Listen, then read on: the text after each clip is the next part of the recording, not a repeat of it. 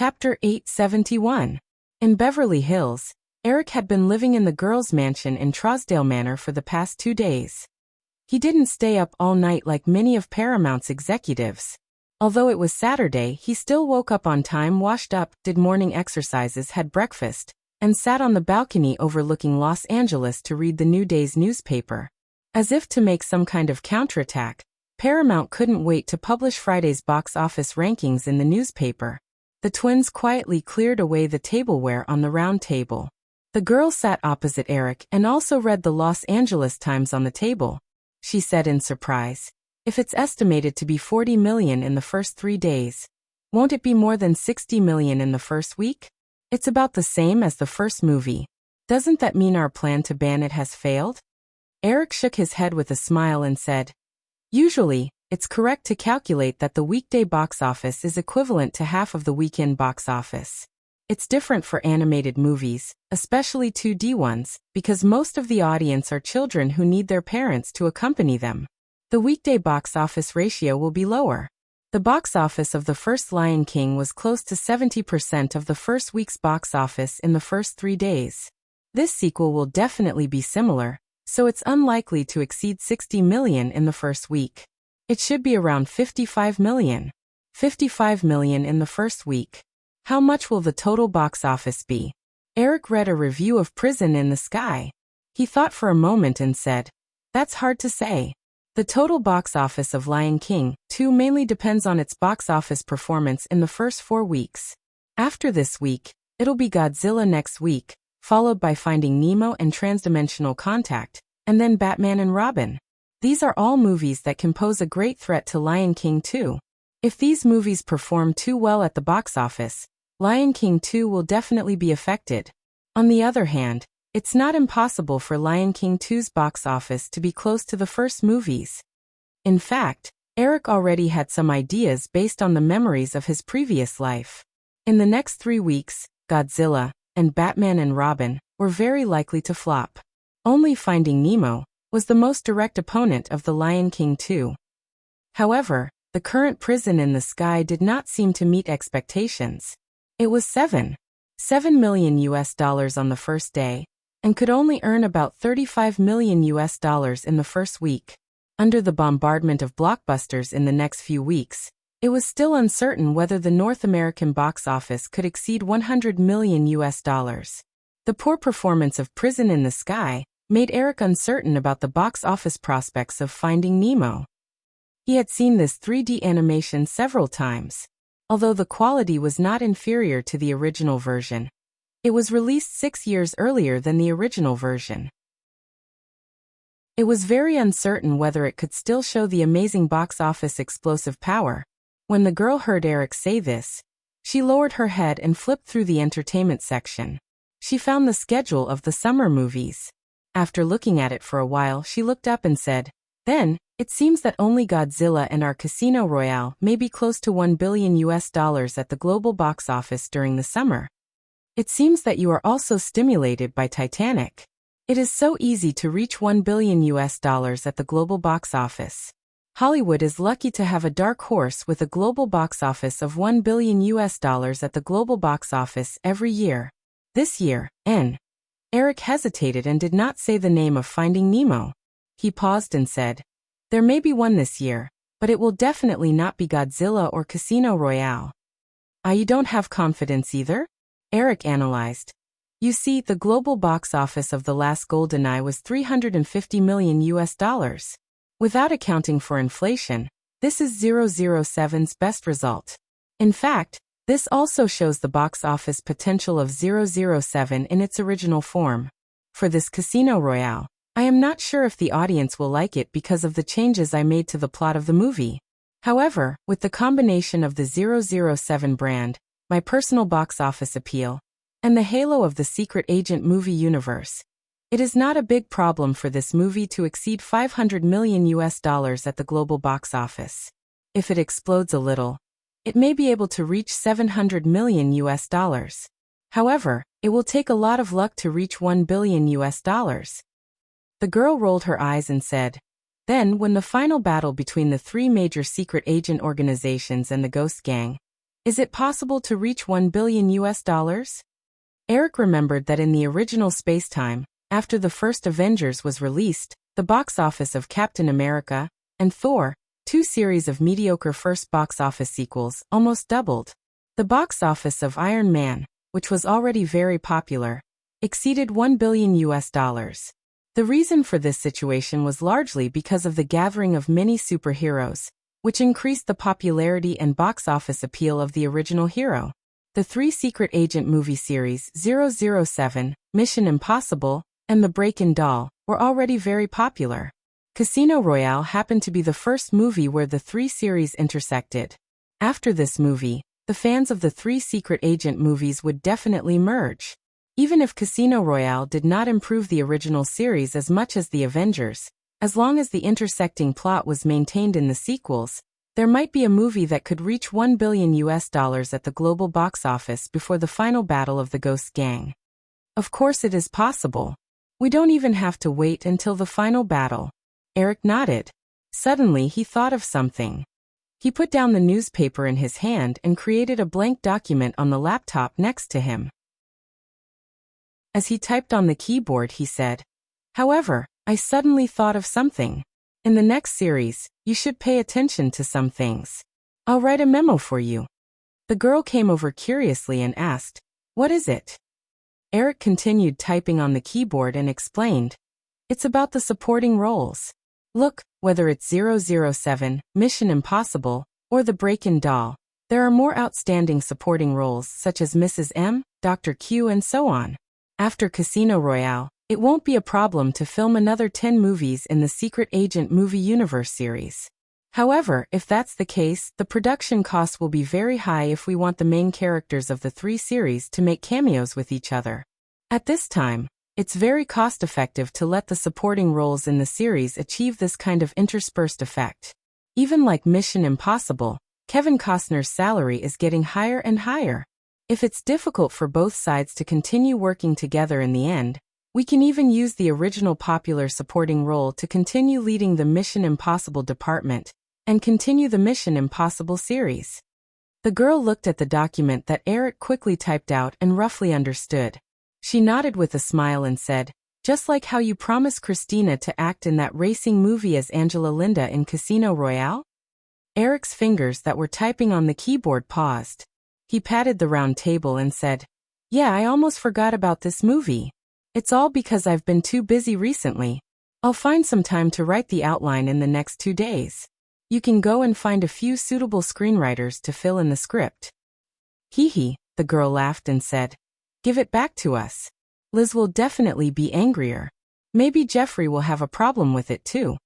Eric had indeed given her too many popular movies over the years. Needless to say, the Secret Agent movie universe, Night at the Museum, Resident Evil, Forrest Gump, and other movies were all extremely popular projects that people coveted. Next, there was Thor King's Middle-earth epic series, which was enough to feed a movie company for 10 years. It seemed that even Drew himself hoped that Eric would not be so obviously biased anymore. Eric smiled and kissed the girl's cheek. He said, "I'll let it go this time. You can continue to hold on to it. I hope that this racing series can be linked to the Secret Agent movie universe. If it's placed in other movie companies, although they can still achieve a crossover, because the theme is relatively different, doing so will seem too deliberate. There will also be a lot of copyright disputes that can't be resolved. Firefly has never been short of projects. Fox is now working on Star Wars, the prequel. Mira and Mike's performance in the past 2 years has also been very eye-catching. There's also Julia, the box office star, supporting them." At that time, in order to avoid investment risks and make full use of each company's resources, it was basically in the form of a partnership, just like Firefly and Hearst Group still jointly owned AE Network and ESPN. Then let's buy 40% first, and if there's a chance in the future, we'll buy the whole TV station. But I think it's a bit expensive. Entertainment, including a few subchannels, has less than 50 million subscribers. Last year's revenue was only $370 million, and they lost $13 million US. Warner Cable offered $750 million for less than 40% of the shares, And Amy said that this price is negotiable, but it won't be less than $600 million US. If it was a paid cable TV station, the 50 million subscribers would definitely make a lot of money for the shareholders, but Entertainment obviously relied on advertising and the operator's share of the revenue as the foundation of the cable TV station. In the past 2 years, just like CBS, whether it was a public TV network or a cable TV station, they were stimulated by the wave of new technology, and the price soared. If it was a few years ago, according to the current financial situation, Entertainment's overall value would not exceed the $750 million US quoted by Warner Cable. But now, Warner Cable's price for $750 million US for 40% of Entertainment's shares was not too outrageous. Time Warner's financial situation was not very good in recent years, and Warner Cable was probably thinking of cashing out at a high price while getting rid of the burden. Buy as much as you can, Eric said to the girl after thinking about it. In a few years, even if you want to buy it, no one will sell it. The past few years were the final stages of the integration of the North American media industry. When all the dust settled, the development of cable TV stations would also become better and better. The major media groups that had already become giants would certainly not easily sell their cable TV stations. It could be said that the next few years were almost the last opportunity for MGM to expand into the TV industry. The girl did not doubt Eric's judgment at all. She nodded and said, "Okay, I'll call Amy right now." As they were talking, Natasha came out of the mansion with a cordless phone in her hand. She handed it to Drew and said, "Boss, it's Miss Hudson." Chapter 872. When Eric heard Drew take the phone and call out Kate, he could roughly guess who was on the other end of the line. Kate Hudson, still one of Hollywood's second-generation heiresses, the daughter of the first-generation American sweetheart, Cody Hahn. Speaking of which, due to her extroverted and playful personality, Drew's social circle was more than 10 times larger than Eric's. With the revival of MGM in recent years, there were naturally more people who wanted to make friends with Drew, and her social circle was getting wider and wider. Due to her family background and her rising status in Hollywood, the second generation, third generation, and daughters of other rich and famous people in Hollywood who were her age could be considered as her closest group of girlfriends. Drew chatted with Kate Hudson on the other end of the phone for a while. Her words seemed to have rejected some invitation from the other party, and then she hung up the phone. Eric looked over curiously, but Drew thought that Eric was interested in the person on the other end of the phone, so she took the initiative to explain. "It's Kate Hudson. Maybe you don't know her, but you definitely know her mother, Cody Hahn." Eric then realized that in this time and space, it should be the first time he heard the name Kate Hudson. Nodding with a smile, Eric said, "Cody Hahn. I remember that she has a set of pictures full of human graffiti. Short blonde hair, wearing a bikini and looking pretty. I just forgot where I saw it." As Eric spoke, he opened the browser on his laptop and typed on the keyboard to search. Although there were already many pictures of Cody Hahn on the internet, unfortunately, the picture resources were far less abundant than later. He could not find the set of pictures in his memory, which was quite disappointing. Drew leaned next to Eric, looking at the laptop screen, and said with a smile, "Eric, if you like, I can help you find it." "Forget it. I don't have a hobby of collecting these things." Eric smiled and asked, "Why did she look for you just now?" However, Drew remembered the details of what had just happened. When he heard Eric ask, he said, "She asked me if I was going to the yoga class today. I want to accompany you at home, so I won't be going." Eric asked curiously, "When did you become interested in yoga?" "I've been practicing for 3 months. It's said that I can maintain my body shape." Drew twisted his waist and leaned over to act coquettishly. "Don't you feel that my waist has become softer recently?" Eric thought of the extra yoga mats in the villa's gym. However, Drew had obviously been slacking off these 2 days. He reached out and stroked the girl's small waist to feel it. He smiled and said, "Yes, it's even softer. Since that's the case, you should persevere. Anyway, you have nothing to do with me at home. You can continue with your classes." Drew rolled his eyes and said, "Then come with me." Eric tapped twice on the laptop keyboard and said, There are still a bunch of unread emails in the mailbox. You can go by yourself. I should be able to finish reading them in the morning." However, Drew became even more interested. He simply closed Eric's laptop and said, "Let's go together. Work will never be finished. If you continue like this, you will become an old man sooner or later." "Okay, stop it. I'll turn off the computer first." Eric was pestered by the girl, so he had no choice but to surrender. He opened the laptop and turned it off. Seeing that Eric agreed, Drew immediately ordered the twins to prepare the car and props. He did not forget to pick up the phone and call Amy Pascal. They briefly talked about the acquisition of Entertainment TV station. Then he called Kate Hudson and said that he would still be going to the yoga class. Eric turned off his phone and closed the laptop. When Drew hung up the phone, he asked, "Will the yoga class last the whole day?" Drew casually placed the cordless phone on the round table and said, "No, it's only 2 hours on Saturday and Sunday. Usually, we only need to practice for 20 minutes at home." "Then what do we do after the yoga class?"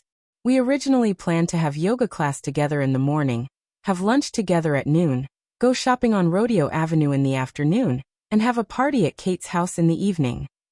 Eric clicked his tongue and was a little envious. "Your days are really good. Of course I have to play on the weekend. I won't let myself become a workaholic. What's the point of living if that's the case?" Eric suddenly thought of something and said, "According to what you said, the people with you today should be girls. Is it appropriate for me to join them?" "Haha, I think it will be very interesting." Eric was a little hesitant. A man like him working out, shopping, eating, and having a party with a group of girls would definitely not feel good. However, the twins drove a black Range Rover out of the garage and stuffed the yoga bag and other props into the car. At this time, they had already looked over. Drew giggled and pulled Eric up. "Let's go, haha. Since you're here, we'll definitely adjust the schedule." Eric was pulled away by the girl. He suddenly wanted to bring his laptop with him. If he was too bored, maybe he could find time to write the outline of Fast and Furious. However, before he could do that, he was pulled into the car. The Range Rover left Trousdale Manor and drove less than 2 kilometers south to the bustling business district at the foot of Beverly Hills. The car drove into the parking lot of a yoga club near Sunset Boulevard. The moment the girl got out of the car from the other side, 7 or 8 girls who were chatting in the parking lot gathered around. Eric opened the door on the other side and casually glanced around. He recognized the 2 girls in the lead. They were Gwyneth Paltrow and Kate Hudson. Perhaps noticing that Eric got out of the car from the other side, one of the girls asked curiously, "Hey Drew, who else is there?" The girl giggled and said, "Guess." Eric walked around the car, and the group of girls' eyes instantly gathered on him. Perhaps it was because they were outdoors during the day, but this feeling was completely different from the night at Giselle's place. After a short silence, a girl shrieked softly, "Oh, it's Eric." Eric could only wave his hand. "Hi everyone." Seeing that most of the other girls were hesitant, Gwyneth Paltrow felt an inexplicable sense of superiority. Drew had never introduced Eric to them before. Among the group of girls, she was the only one who had interacted with Eric before. Walking over warmly, Gwyneth Paltrow extended her hands to Eric. "Hey Eric, I didn't expect you to come today." "Yeah, actually, I didn't expect it either." Eric joked and hugged her. Seeing Gwyneth Paltrow's face, he wasn't used to this kind of intimate kiss, but he still kissed her gently on the cheek before separating from her. He looked around at the other girls who were walking over. To Eric's surprise, other than Gwyneth Paltrow and Kate Hudson, there were 2 other familiar faces in the group of girls. Looking at the 2 youthful and reserved faces squeezed out of the crowd, Eric could only sigh at how small the world was. The girl had just mentioned to him that she wanted to buy It's about entertainment. Noticing that Eric was looking at them, the taller blonde girl waved her small hand at Eric and boldly introduced herself. "Hello, Mr. Williams, I'm Paris Hilton." Eric smiled and inadvertently glanced at the black-haired girl beside Paris Hilton, who seemed to have some Latino ancestry. He nodded and said, "Hello, Miss Hilton." Drew walked over and intimately held Eric's arm and said, "Okay, Eric, let's go in first. Otherwise, we might be surrounded." The group of girls walked into the yoga club. The receptionist at the front desk saw the girls walk in, and just as she smiled, she was obviously shocked by Eric and was almost speechless. Drew went up and said a few words to the receptionist, and the group went straight to the practice room on the second floor. The receptionist opened the door and respectfully left. Drew walked in with Eric and explained, "I've already booked this place. No one will disturb us." With the girl's current financial status, she could totally get a personal trainer to teach her yoga classes alone. Choosing this place was obviously still a decision of her personality. Eric looked at the hundreds of square meters of space around him and felt even more uncomfortable. He couldn't accompany this group of girls to practice yoga, could he? "There should be a lounge here, right? Why don't I wait for you there?"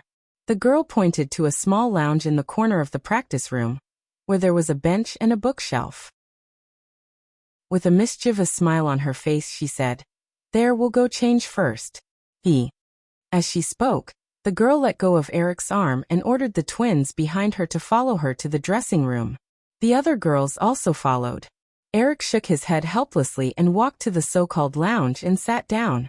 He casually took out an entertainment magazine from the bookshelf and looked at the cover. He couldn't help but chuckle. On the cover was a picture of Xiao Li and Helena Christensen. There was a lightning-like crack in the middle of the picture. On the page was printed in bold English, "Leonardo's relationship with Victoria's secret angel girlfriend broke up." It was rumored that the girl took the initiative to break up with him. Just as he was about to open the magazine to read the main text, the door of the practice room was pushed open. A few girls walked in while chatting. Behind them was a tall and beautiful woman wearing a white sports vest and tight pants. She should be the club's coach. Noticing that Eric was sitting in the lounge, the girls' faces were almost filled with disbelief. Obviously, they were doubting whether the person sitting there was really a guy named Eric Williams. Eric had to take the initiative to point to the dressing room and said, "There, go in. Drew and the others have already started to change." It's true, it's alive." Hearing Eric's words, a blonde girl blurted out subconsciously. She seemed to realize that her words were a bit inappropriate and immediately covered her mouth. The other girls laughed heartlessly and cheerfully waved at Eric before walking to the dressing room. The girls' figures disappeared, and the woman in yoga clothes behind them walked towards Eric. The woman was about 30 years old. Her skin was slightly dark, and she obviously had the characteristics of a mixed race.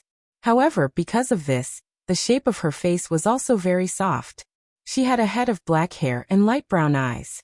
Perhaps because she had been practicing yoga for a long time, she had a gentle temperament.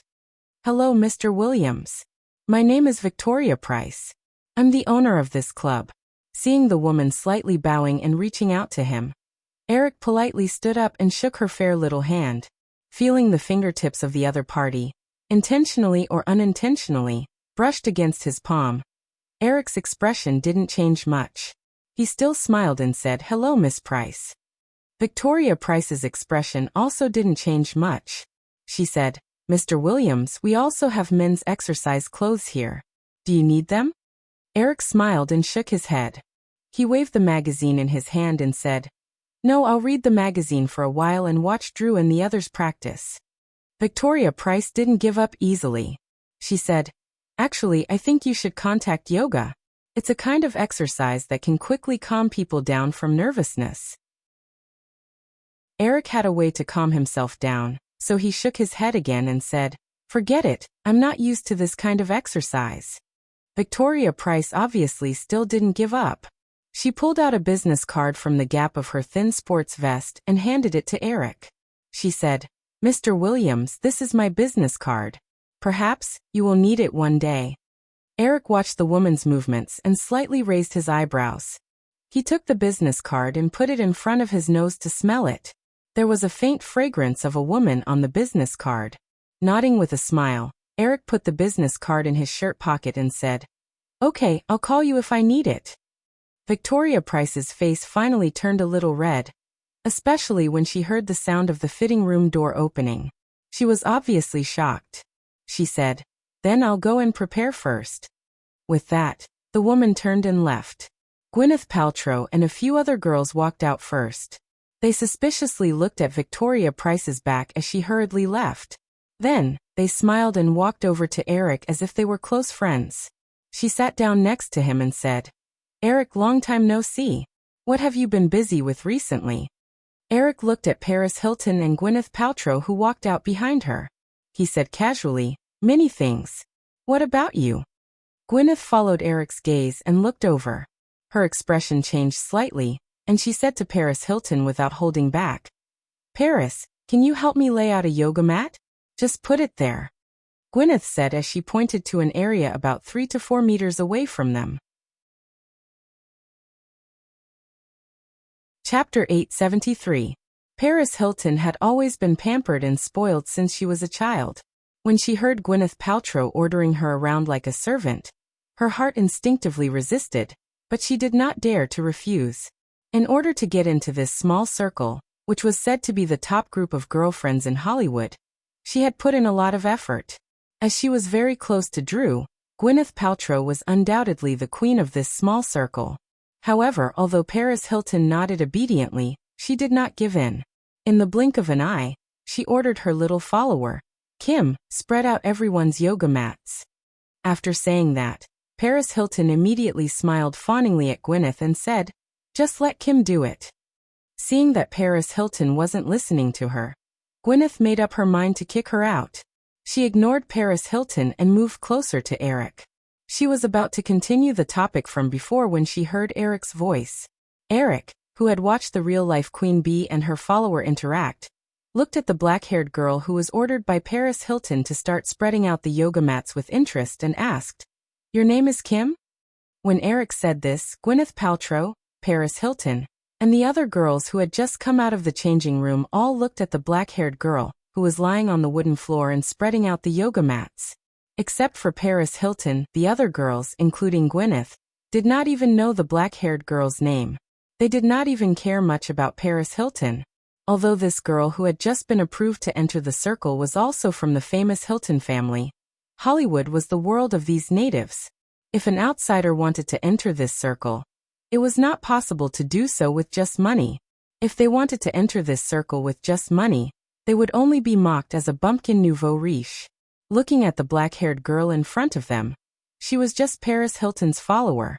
She looked young, was a little short, and was not a pure Caucasian. It seemed that the only thing that could be seen was the 2 lumps on her chest. Why would Eric be interested in such a little bumpkin? The black-haired girl had never thought that she would become the focus of everyone's attention today, let alone that Eric Williams would notice her. During the brief contact just now, she only dared to sneak a few glances at the excessively young Hollywood mogul. It wasn't until all the girls in the room turned to look at her that the black-haired girl was sure that Eric was talking to her. She quickly straightened her body and stuttered, "Why yes, Mr. Williams. My name is Kim Kardashian." Eric's eyes swept over Kim Kardashian, whose body proportions were still considered normal at this time. With a somewhat ambiguous smile on his lips, he nodded and said, "Very interesting." The other girls came out of the changing room one after another. The girl, who had changed into a pink long-sleeved yoga outfit, was whispering something to Kate Hudson. She had just walked out of the changing room when she heard Eric's words. Her eyes also noticed Kim Kardashian, who was still kneeling on the floor in the middle of the crowd. She walked over with a smile and asked, "Eric, what's so interesting?" Eric shook his head and said, "It's nothing." Drew tilted her head in confusion. A girl beside her secretly glanced at Kim Kardashian when Eric wasn't paying attention. The girl smiled and ignored it. She turned to the group of girls and said, "Okay, get ready. We'll only practice for an hour today." The girls immediately took action. They took their yoga mats and spread them on the floor. Drew walked over to Eric and sat down beside him. She looked at Kim Kardashian, who had lost her attention in the blink of an eye and was obediently helping to spread out the yoga mats. She saw that the girl seemed to be looking over with some reluctance. She smiled and said, "Eric, are you interested in her?" Eric smiled and put his arm around the girl's waist. He said, "Yes, I think it's very interesting." The girl saw that Eric had no intention of explaining, so she didn't ask. She said, "I've discussed with everyone. We'll go to Kate's house for barbecue at noon and another Kate's house for a party at night. Her house is in the Coldwater Canyon next to the Trousdale Manor, Also, Gertie is filming out of town, so there's no one at home. We can play all night, okay? Okay, I'll listen to your arrangements today. Eric nodded. He thought that the first Kate should be Gwyneth. However, he looked at the group of girls in the practice room. In addition to the few groups that had just arrived, there were 17 or 18 girls in total. After a pause, Eric glanced at the girls and said, "They won't be the only ones today, right? It's supposed to be a weekend for us girls, but if you want they can call their boyfriends over." Forget it. Eric thought for a while and shook his head. Although his body was young, he really didn't have much in common with a group of young boys. As for being surrounded by a group of girls, well, even if there was nothing to talk about, it still felt pretty good. The girl smiled. She saw that everyone had already laid out the yoga mats. The yoga instructor named Victoria Price had also entered the practice room. She leaned over and kissed Eric on the cheek. She said, "Then we'll start practicing. It's only an hour, so it won't take long." Eric patted the girl's waist and said, "Go ahead. I'll read a magazine by myself for a while." The 1-hour yoga class, which made Eric feel a little hot, quickly ended. After leaving the yoga club, the group of girls drove 5 cars and personally went to buy ingredients for the noon barbecue. Then they rushed to Gwyneth Paltrow's mansion, which was also halfway up the Beverly Hills. The old Paltrow couple happened to be at home. However, after greeting Eric, they were urged to leave by Gwyneth. The barbecue started at 11 o'clock in the morning and lasted until 1 o'clock in the afternoon. The girls then went shopping on Rodeo Avenue. However, because Eric was there, the girl didn't bring a large group of girls to shop. Instead, she targeted a few specialty stores and went straight back to Kate Hudson's house.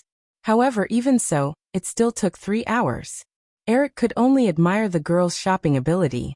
There was a mansion halfway up Coldwater Canyon. It wasn't as wide as Drew's mansion in Trousdale Manor, but it was bigger. It was a European-style 2-story mansion with a large swimming pool in the yard. Eric didn't enter the mansion to see the girls count the spoils of war. He just lay on the deck chair beside the swimming pool, enjoying the warm afternoon sun, and listening to the girls' faint conversation. Drew quickly came out of the mansion and lay down beside Eric.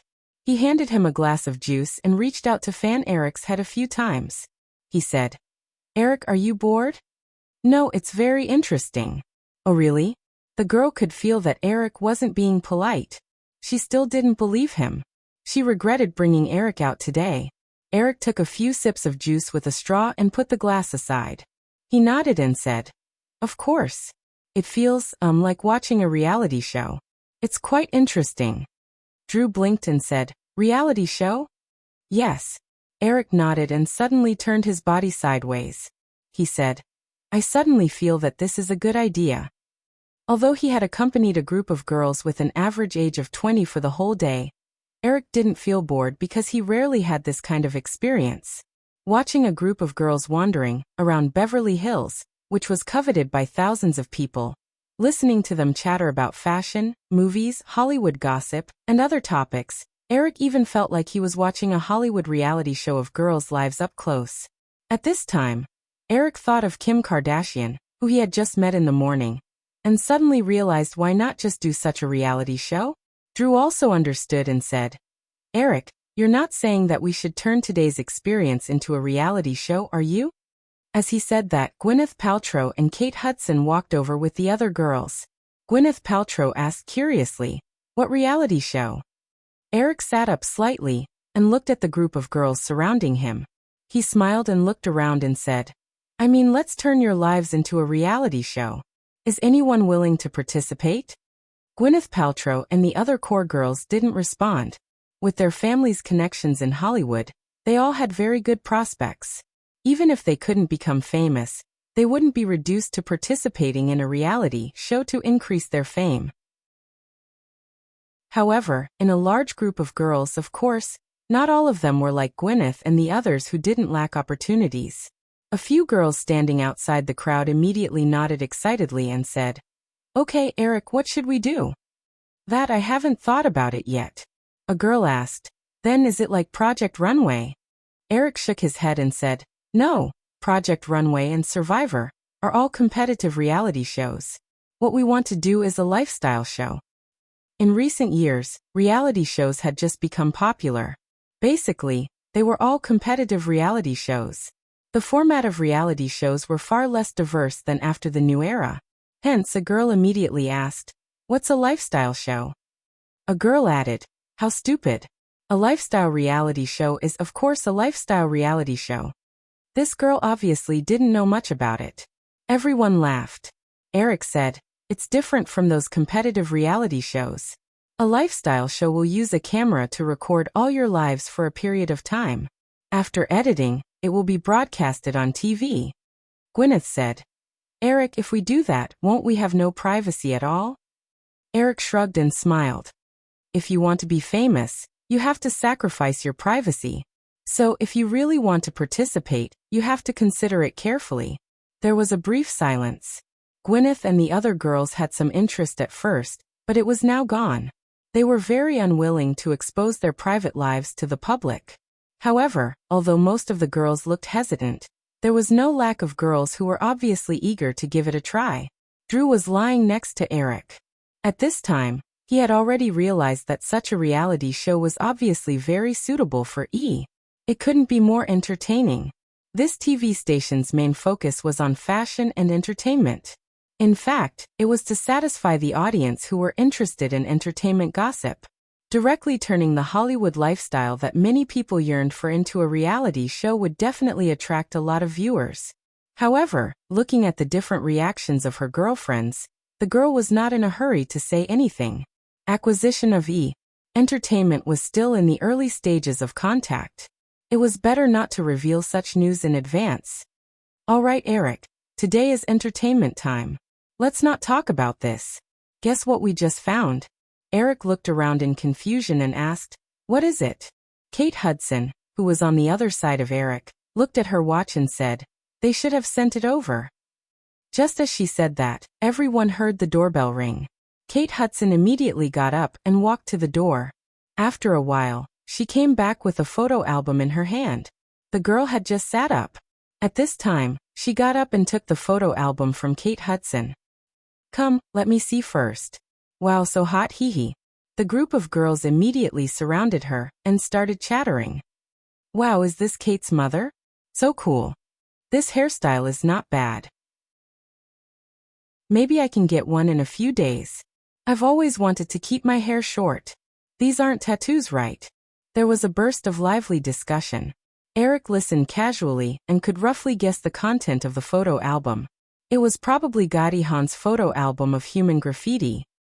He did not expect that the girl would really help him find it just by casually mentioning it. As he thought about it, the girl had already shown the photo album to Eric and said, "Eric, look, is this it?" Eric took it and flipped through a few pages. He nodded. In the photo, Gotti Hahn looked like she was in her 20s. Compared to Kate Hudson, who only had average looks, Gotti Hahn was obviously much prettier when she was younger. She even had a playful aura. Kate Hudson also came over and asked curiously, "Eric, why are you looking for my mother's photo album?" "Nothing, I just thought of it." Eric explained simply and handed the photo album to Kate Hudson. He did not have the hobby of collecting other people's mother's photo album in front of a group of girls. That would be too evil. However, before Kate Hudson could reach out her hand, the girl had already snatched it away. She smiled and waved it around, saying, "Everyone, I suddenly thought of the theme of tonight's party. What do you think?" "Drew, you mean we should also?" "Of course," the girl immediately nodded. The group of girls immediately looked at Eric. Gwyneth Paltrow smiled and said, "Then what about Eric?" Eric immediately waved his hand and said, "No, don't count me in." "Well, if you want to play, I can be your photographer and take some photos as souvenirs. I'm better at that." However, the girls started to jeer. "No, Eric, we're going to paint our bodies. How can you not come?" That's right, that's right. If you don't play, Eric, we won't come either. At least, Eric, you can't dress like this. Shirt and pants. You don't look like you're going to a party." "Hee hee, I wonder if Eric has abs," a girl said, her small hand already reaching out to touch him. The girl smiled and looked at her friends for a while before saying, "Okay, let's go prepare the paint." Actually, Eric can not only be a photographer, but he's also very good at painting. Later, if you want to paint anything, he can do it. Chapter 874. Half an hour later, someone delivered a full set of paint tools. They filled the entire long table in the courtyard, and there was even a mini studio set up on the lawn next to it. This was obviously one of the countless conveniences that rich people could enjoy. Eric was urged by the girls to change out of his original outfit, and was only wearing a pair of beach shorts.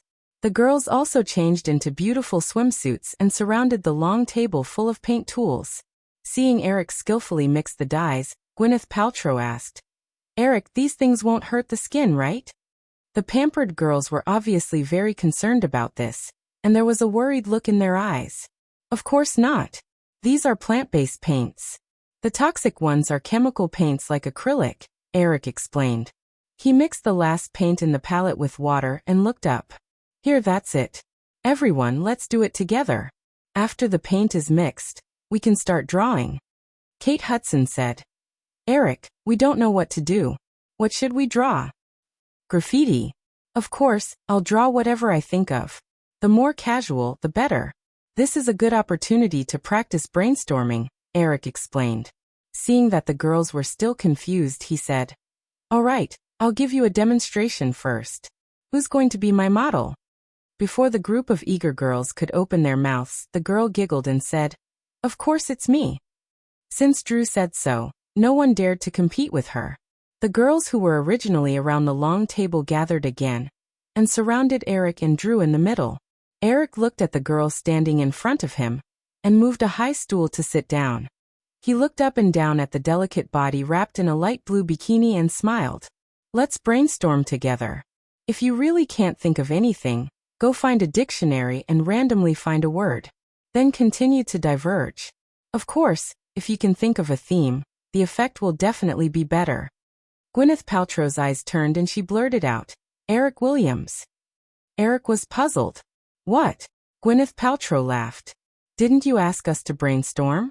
I just thought of it, Eric Williams." Yes, Eric Williams." The girls regained their senses and started to heckle him. "Eric, how should we draw this?" The girl also looked at Eric with a smile, her face full of anticipation. Eric smiled and nodded. "All right." As he said this, Eric thought for a few seconds. He didn't touch the paintbrush on the table. Instead, he dipped his left finger into a few different paints from the palette, and skillfully painted a layer on his right palm. Then he asked the girl to come closer. He stretched out his hand and pressed it against the girl's small waist. A rainbow-like palm print suddenly appeared on the white skin of the girl's waist. The girls looked over curiously. Although everyone felt that it was very beautiful, someone still questioned, "Eric, does this have anything to do with Eric Williams?" "Of course." Eric nodded and said, "An image can be transformed into anything. Words, comics, anything related to it will work as long as there is a connection. If you say Eric Williams, I'll draw my own portrait on it.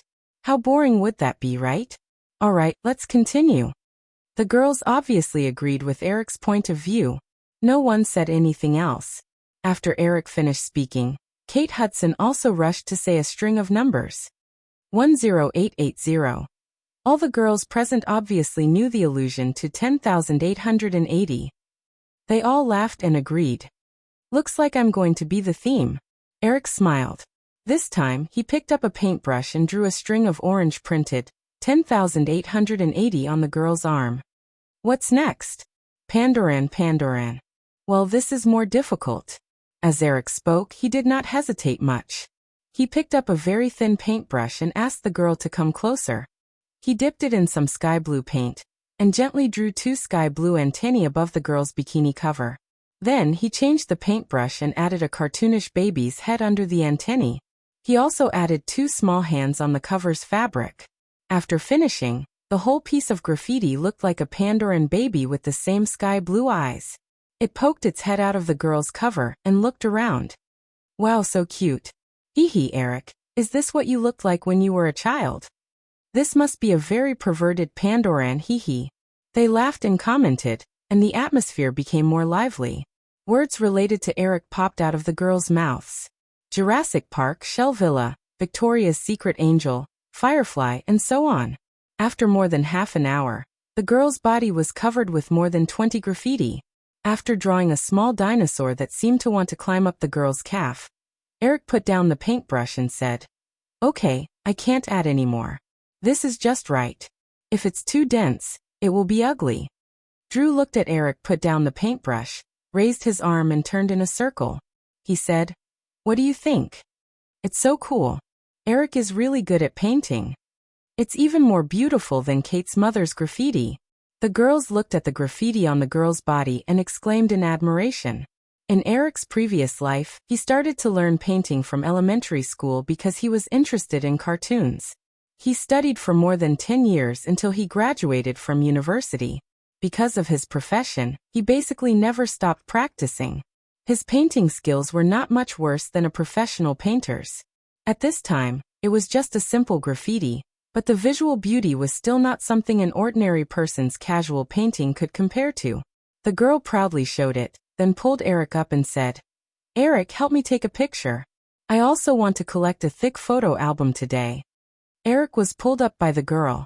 He nodded and said to the other girls, "Then everyone is free to do whatever you want. I will also help you take a picture later." The girls were already eager to give it a try when they saw Eric's graffiti. At this time, they all walked to the long table and began to choose paints. They were also chattering and discussing. It was already evening, and the light was a little dim. Eric adjusted the lights with the help of the twins beside the simple setup studio. Although they were also wearing bikinis, they were obviously out of place with the girls. He said, "You two go play too." The twins only shook their heads and quietly retreated to the side. Eric did not force them. Regardless of appearance or figure, the twins were much better than the girls present. Because of this, it was hard for them to be accepted. After all, most girls would only choose people of the same age who were not as beautiful as them to be their followers. It was just like how Paris Hilton chose Kim Kardashian to be her follower. Probably only the girl would be so confident to bring the twins around all day, as if she was not worried about her limelight being stolen. The girl was already posing in front of the studio. When she heard Eric's words to the twins, she smiled and said, "Eric, you can also draw some graffiti for them later. I recommend you to use your fingers. When I do my skincare, I always bring Natasha with me. Their skin might be better than mine." Eric adjusted the direction of the additional light. He felt the twins look at him at the same time when they heard the girl's words, but they quickly looked away. He smiled and said, "Natasha and the others are the prettiest when they don't draw anything." The girl wrinkled her nose and said, "Humph, you actually praised other women in front of me. I'll be jealous. I'll really be jealous." Eric walked to the camera and looked at the effect. He said, "Okay, stop fooling around. Let's start shooting. Raise your chin a little higher. Yes, hold it." Amidst the continuous sound of the shutter, the dozens of film rolls were quickly used up. Eric was about to change another roll of film when the two girls at the long table ran over. Gwyneth Paltrow laughed and came to Eric's side. She used his body to block Kate Hudson, who was chasing after her. Kate Hudson chased after her with a soda bottle in her hand. "Gwyneth, stop right there. You drew so ugly. You must have done it on purpose." Gwyneth Paltrow retorted, "I didn't. I drew it very seriously." Eric held the camera stand and looked at Kate Hudson. Most of the graffiti on the girl's body was dark. It didn't match the light pink bikini at all. Although it wasn't too horrible to look at, it definitely wasn't good looking either. Seeing that the two women had been chasing him for a few laps without any intention of stopping, Eric tried to smooth things over. "Okay, don't break the camera." Kate Hudson stopped and pointed at the graffiti on her body. "Eric, look. Did Gwyneth draw it randomly? It's too ugly." Gwyneth Paltrow stood beside Eric and held his arm. "That's because your figure isn't good to begin with." Kate Hudson immediately raised the soda bottle again. "I'll hit you." Gwyneth Paltrow looked at the girl who was walking over, and then glanced at her own work, on Kate Hudson. Compared to the two, her own graffiti could only be described as too horrible to look at. Shaking Eric's arm, Gwyneth Paltrow said unwillingly, "Eric, we saw that your drawing was very simple. Why is mine so ugly?" Have you practiced English writing? Like cursive? Both Gwyneth Paltrow and Kate Hudson shook their heads. Eric said, actually, it's very simple. People who have practiced calligraphy have a foundation in calligraphy. Even if they write casually, they will look very good. But if they haven't practiced, no matter how seriously they write, their writing won't have any beauty. It's the same with drawing. Because of the commotion, the other girls came over. Hearing Eric's words, they all compared the graffiti on the girl's body with their own work. They realized that Eric's work, whether it was a single graffiti or a whole, looked very comfortable and cool. But their own drawings, although they had put in a lot of effort, lacked beauty no matter how they looked at it. Actually, this wasn't just because of their painting skills. It also involved their personal aesthetic qualities. As a director, Eric's pursuit of visual beauty was almost instinctive, just like the graffiti on the girl's body. Because she was wearing a light blue bikini, Eric had chosen mostly warm colors. The overall style of the graffiti was also more cartoonish and very uniform. Even if the other girls had learned to draw, they wouldn't be able to do this in such a short time. After hearing Eric's explanation, Kate Hudson understood. She glanced at Gwyneth and said, speaking of which, you're still too stupid. Gwyneth was not to be outdone. If you're so good, why don't you draw the same effect as Eric? Kate Hudson said, of course. Let's go. It's my turn to draw on you. No, I won't let you draw. It'll definitely be uglier. Gwyneth immediately shook her head. In the blink of an eye, she swung Eric's arm. Eric, can you draw for me? I still have to take photos for Drew. You guys, play by yourselves.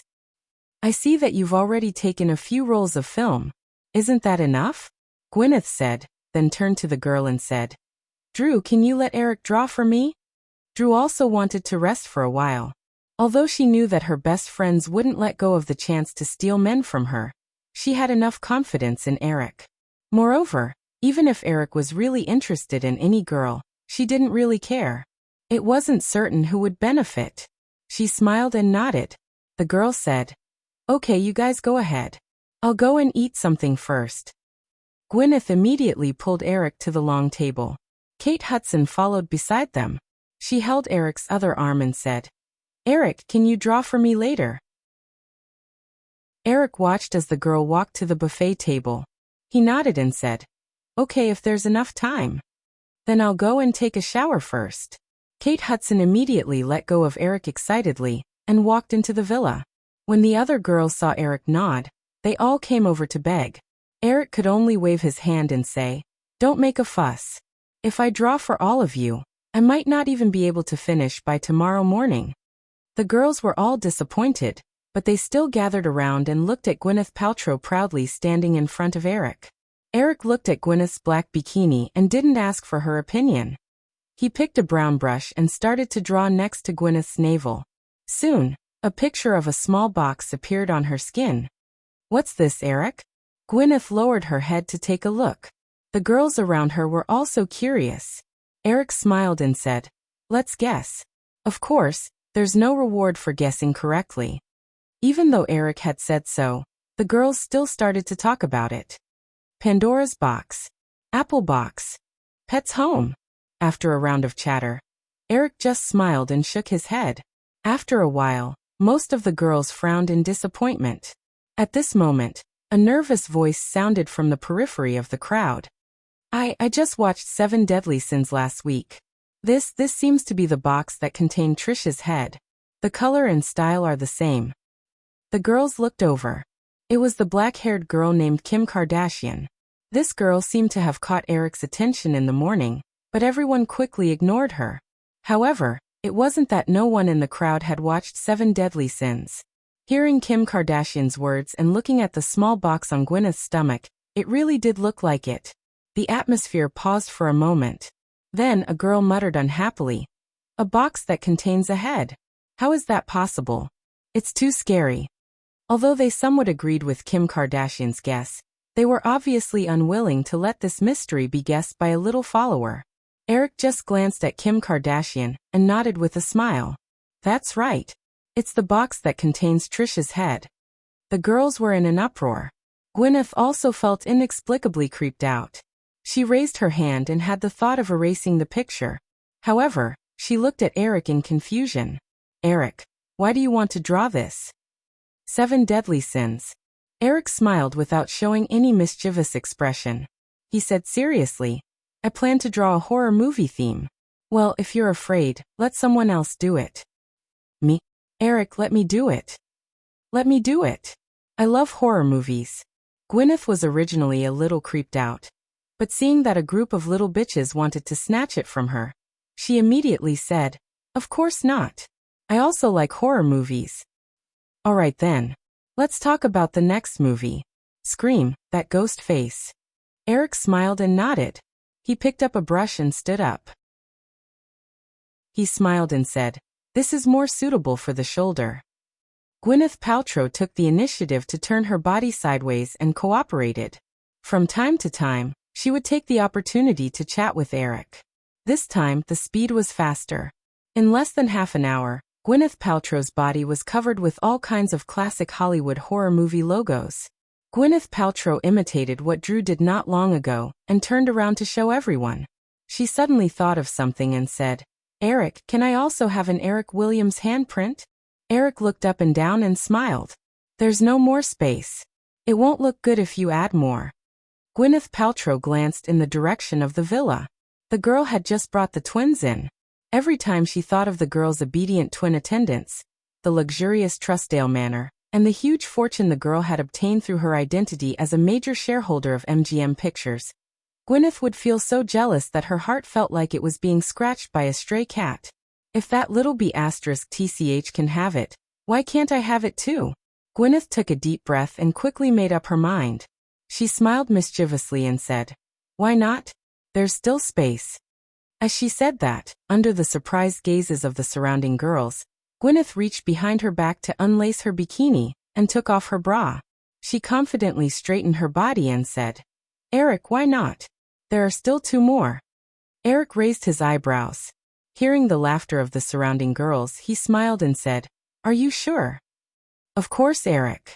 Don't you dare? All right. Eric smiled and nodded.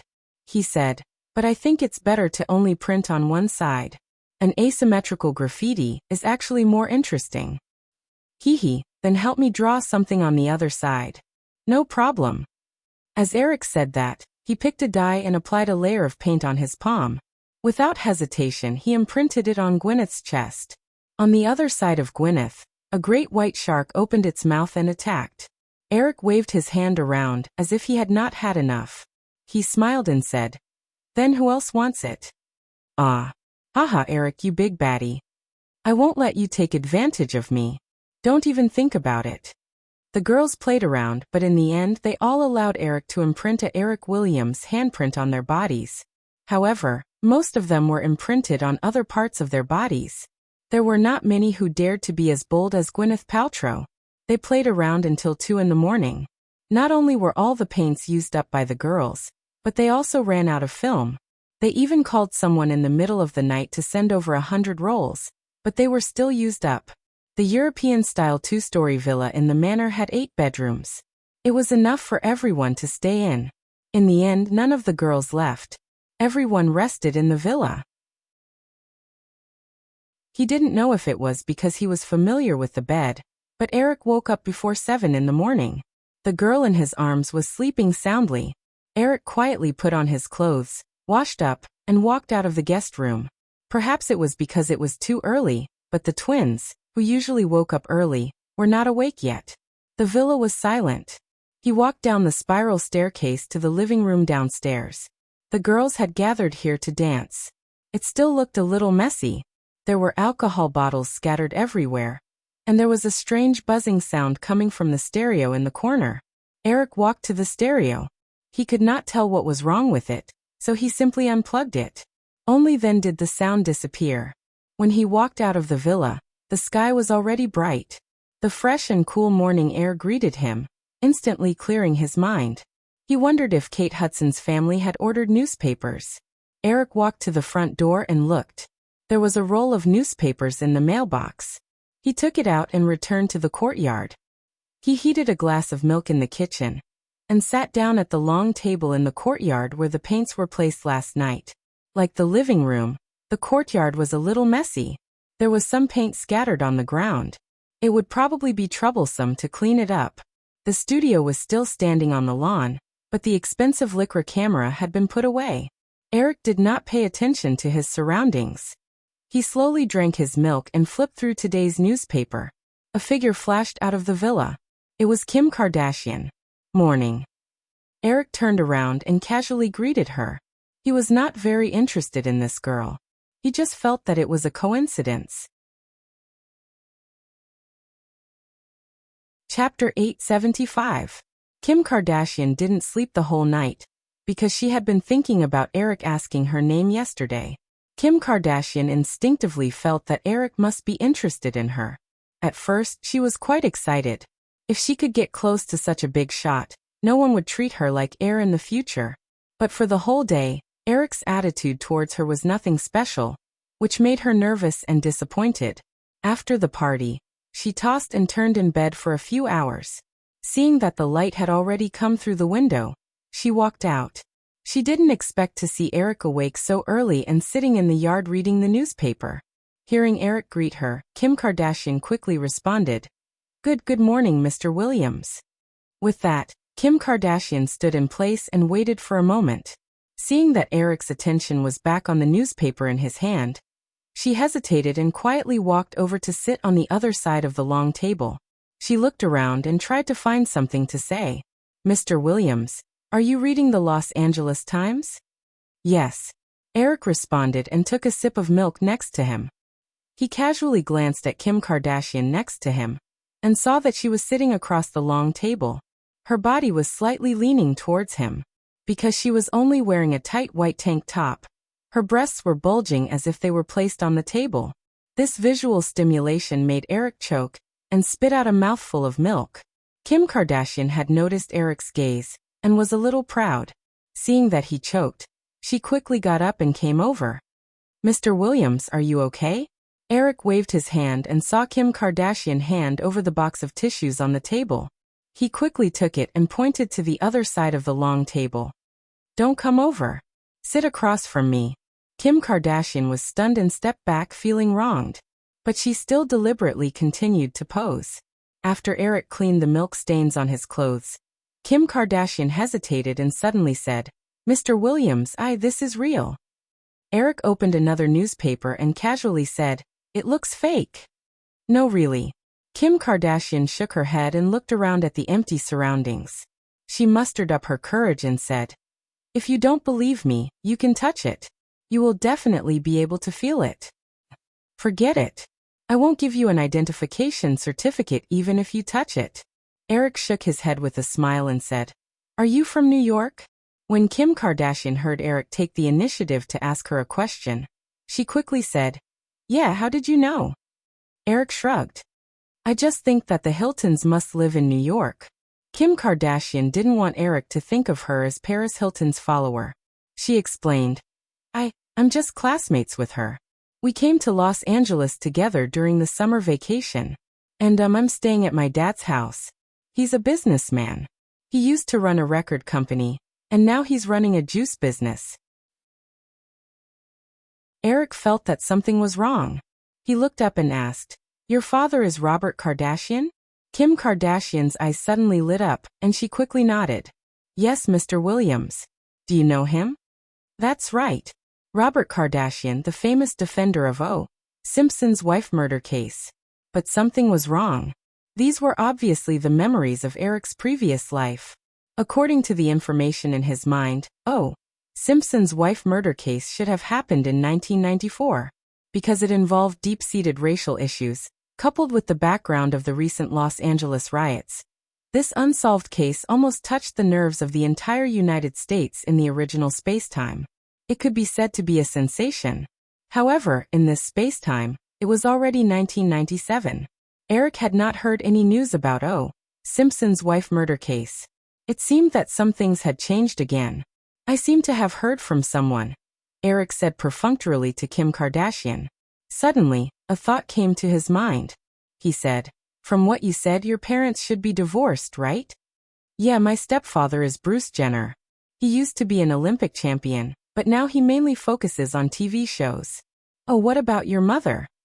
Her name is Kris, Kim Kardashian said. Then she said, my mother likes Project Runway very much. She often says that one day, she also wants to participate in a reality show production or something.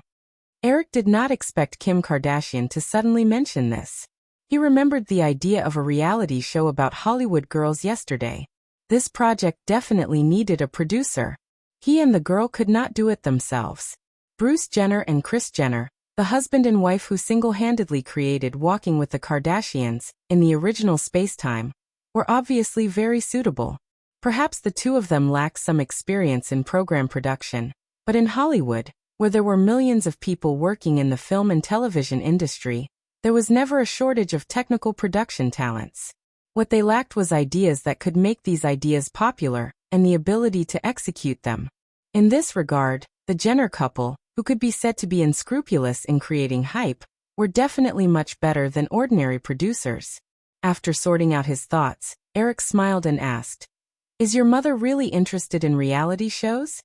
Kim Kardashian was a little confused, but she still nodded and said, yes. In that case, Eric looked around and simply took a piece of paper from the newspaper beside him. He found a pen and wrote a string of numbers on it. He handed it to Kim Kardashian and said, this is the phone number of my assistant's office. Give this to your mother. Of course, didn't you say that your stepfather's energy is currently focused on TV shows? If that's the case, he can also participate. Kim Kardashian took the newspaper with the phone number written on it in a daze. Although she was still in high school, she did not lack life experience because of the environment she grew up in.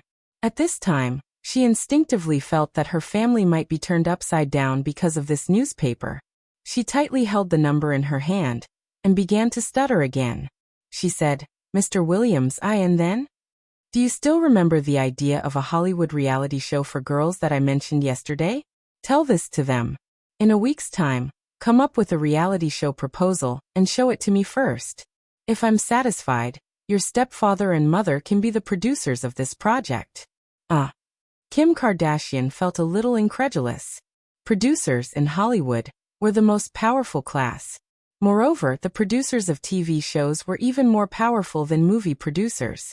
Looking at the number on the paper again, Kim Kardashian still asked with uncertainty, Mr. Williams, you're not joking with me, right? Eric shook his head and said with a smile, your breasts are so big. I'm afraid you won't understand if I'm joking. Kim Kardashian really did not understand this joke. She just blushed and said, but my stepfather and mother are in New York. Moreover, my mother has to take care of my two younger sisters. Kendall and Kelly are not even 3 years old yet. Eric shrugged and said, that's not my problem. If I don't see the proposal in a week's time, I'll forget about it. Kim Kardashian did not dare to bargain with Eric. She nodded obediently and said, then okay. Because it was summer and a weekend, the girls basically woke up one after another near noon. After the twins got up, Eric asked them to drive him back to the girls' mansion in Trussdale Manor. He dealt with some work emails in the morning and wanted to start writing the outline of Fast and Furious in the afternoon. After the group of girls woke up, they rushed over and forced Eric to go crazy for half a day. 3 days after the weekend, The Lion King 2 took first place on the charts with a first weekend box office of $38.9 million. The second place, Prison in the Sky, only had a box office of $24.1 million. There was a difference of more than $14 million between the two. Compared to The Fifth Element, which was screwed over by Sony in May, which only had a box office of more than $22 million in the first week, Prison in the Sky was obviously not that bad. However, even if Firefly's Titanic, which had just exceeded $600 million in North America, compared to The Lion King, the box office figures of Prison in the Sky could only be considered a failure. At the same time, due to the fact that the box office performance in several countries that opened at the same time did not meet expectations, and the reputation of Prison in the Sky barely reached the passing mark, the box office prediction agency and Firefly's distribution department both greatly lowered the original global box office estimate of $300 million. Considering the upcoming blockbusters such as Godzilla and Batman and Robin, The Hollywood Reporter even lowered the North American box office estimate of Prison in the Sky to $80 million, and the global estimate was only $180 million. Firefly also lowered the global box office estimate of Prison in the Sky to $200 million. Based on this estimate, Prison in the Sky was unlikely to bring profits to Firefly in the box office. The company could only pin its profit prospects on later releases of videotapes and peripherals. Although anyone who knew a little about the industry knew that The Lion King 2 and Prison in the Sky did not have much of a box office competitive relationship, it was an indisputable fact that The Lion King 2 far exceeded Prison in the Sky in the box office. Paramount Pictures, which was severely suppressed in the early publicity process, played up the hard-won victory of The Lion King 2. After the box office for the first 3 days was released, they couldn't wait to announce a celebration party. Correspondingly, because Paramount Animation's 2 consecutive animated films, The Wind Princess and The Lion King 2, had achieved box office success, Firefly did not even release an animated film last year. The industry also began to question Eric's decision to sell Disney's hand-drawn animation studio. A newspaper in San Francisco even criticized Eric's move to sell Disney's hand-drawn animation studio as Hollywood's stupidest business decision. Due to the emergence of these opinions, the box office performance of Finding Nemo, which was about to be released in 2 weeks, became more eye-catching. Firefly's executives had naturally seen the Finding Nemo film. However, although everyone affirmed the excellence of Finding Nemo, most people were not confident that this animated film could surpass The Lion King 2. After all, the release date of Finding Nemo was sandwiched between Godzilla and Batman and Robin. But even if they understood this, it was impossible to make any adjustments to the schedule at the moment. Everyone could only secretly hope that the box office of Godzilla and Batman and Robin would not explode so high, leaving more room for Finding Nemo to survive. Although the main cast had not been confirmed, the main creative teams for the 2 projects of Spider-Man and Iron Man had been established. Cameron and his old partner John Landau were responsible for Spider-Man, and Eric was the producer of Iron Man. Marvel Pictures had also officially signed a director's contract with Joss Whedon. After the weekend, Eric began to have frequent meetings with the head of Marvel Pictures and the creators of the 2 teams to discuss the script, casting, budget, and other issues of the Iron Man and Spider-Man projects. According to preliminary estimates, the research and development of the special effects technology and testing of the 2 films would take half a year. At the same time, due to the large scale of the production, once the project changes after the official start of filming, it could bring millions of dollars of losses to the company every day. Therefore, the preparatory work in the early stages also required repeated consideration of all the details. This part of the preparation time would be more than half a year, and it was not impossible for it to be delayed for a few more years. Iron Man in the original spacetime had been in preparation since the 1990s, and the official start of filming was in 2007. Cameron's Avatar sequel was delayed into a Lifetime series. Of course, Eric would not let the 2 projects be delayed for so long. Iron Man had a preliminary project schedule, and the film would officially start shooting in March next year. The shooting was expected to take 4 months, and the special effects production might take 8 months. If everything went well, the film would be officially completed in March 1999, and released during the summer of that year. As for Spider-Man, Cameron basically overturned the original script and began writing a new plot himself. At the same time, Cameron recently had a sudden idea. In order to make the scene of Peter Parker flying between the high-rise buildings in New York more realistic, he asked the digital domain to develop a set of special effects software. These obviously would take a long time, and Eric only hoped that the project could start shooting around the end of next year. As long as it could be released during the summer of 2000, everything would be fine. While paying attention to the 2 projects of Marvel Pictures, Eric also took the time to write the outline of The Fast and the Furious. and gave it to the girl to find a screenwriter to supplement. In the past, the development of the series had always been stumbling. The success of the first film seemed more like a coincidence, and the subsequent films did not have good box office sales. It was not until the fourth film that the series began to enter the mainstream of Hollywood blockbusters. This time, although Eric did not have to take so many detours, it was impossible to do it overnight. The script for the first episode was still roughly based on the plot of the first film in his previous life. After all, the success of the fourth film in the series was also the result of the gradual popularity of the first few films. The busy workday quickly passed, and on June 6, the box office of The Lion King 2 and Prison in the Sky for the first week was released. Sony Pictures' highly anticipated Godzilla also opened on more than 3,300 screens in North America. Chapter 876. Since its birth in 1954, Godzilla could definitely be regarded as the most famous monster in the world. As the first big movie after Godzilla entered Hollywood, and with the most popular CG special effects in recent years as a gimmick, even if Godzilla fans all over the world were not mentioned, just the popularity of this monster alone was enough to attract a large number of audiences to automatically go to the cinema. Therefore, Sony Pictures had high hopes for Godzilla. Not only did they offer Roland Emmerich an unprecedented $20 million salary and 15% of the box office in North America, but they also ambitiously formulated a trilogy plan from the beginning. The production budget for the first film was increased from the initial $120 million to $150 million.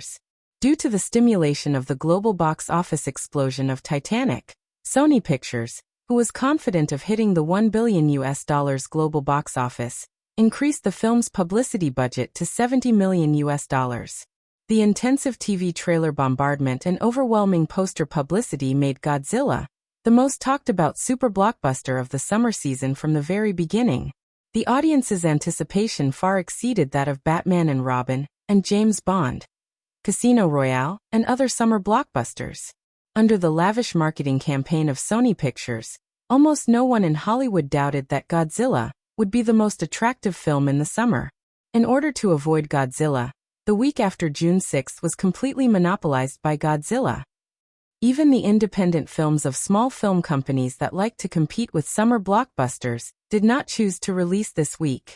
The opening of more than 3,300 screens also equaled the opening record set by The Mummy 2 last year.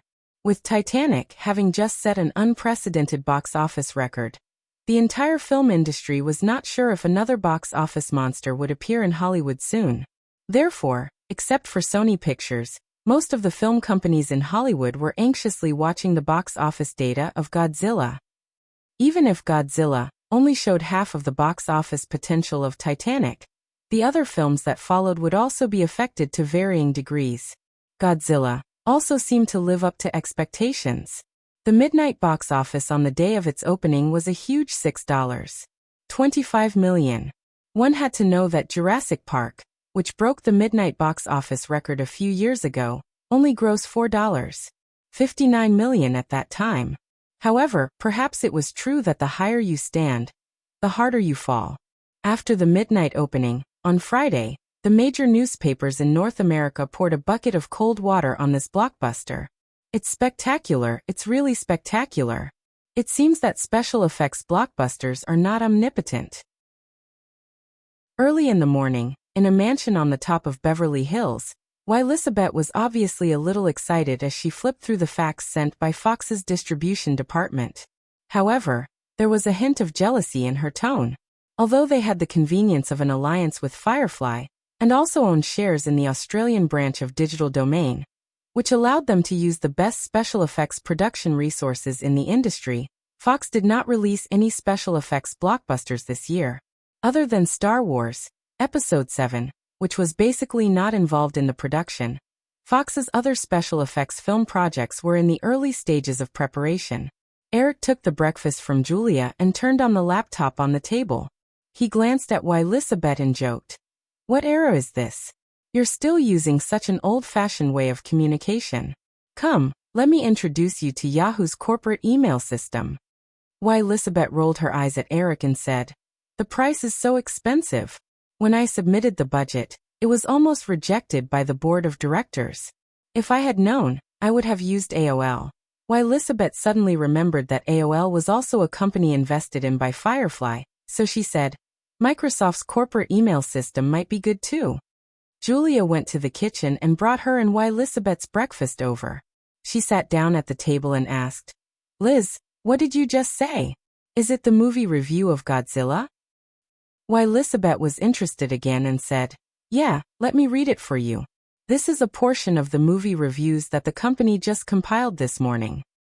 Entertainment Weekly. Although there are some exquisite and exciting scenes, this trashy sci-fi blockbuster that costs $150 million is far more embarrassing than shocking. Variety. Let's not talk about the boring scenes. This monster movie as a whole gives off a weird feeling.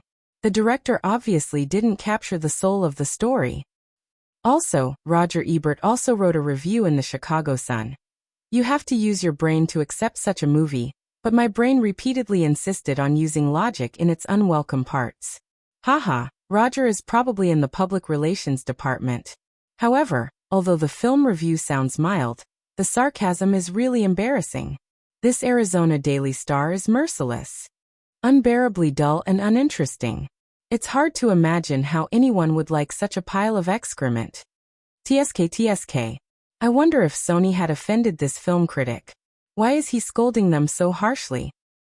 Why Elizabeth read more than 10 newspaper reviews in one go, and Eric only heard 2 reviews that could barely be considered as praises.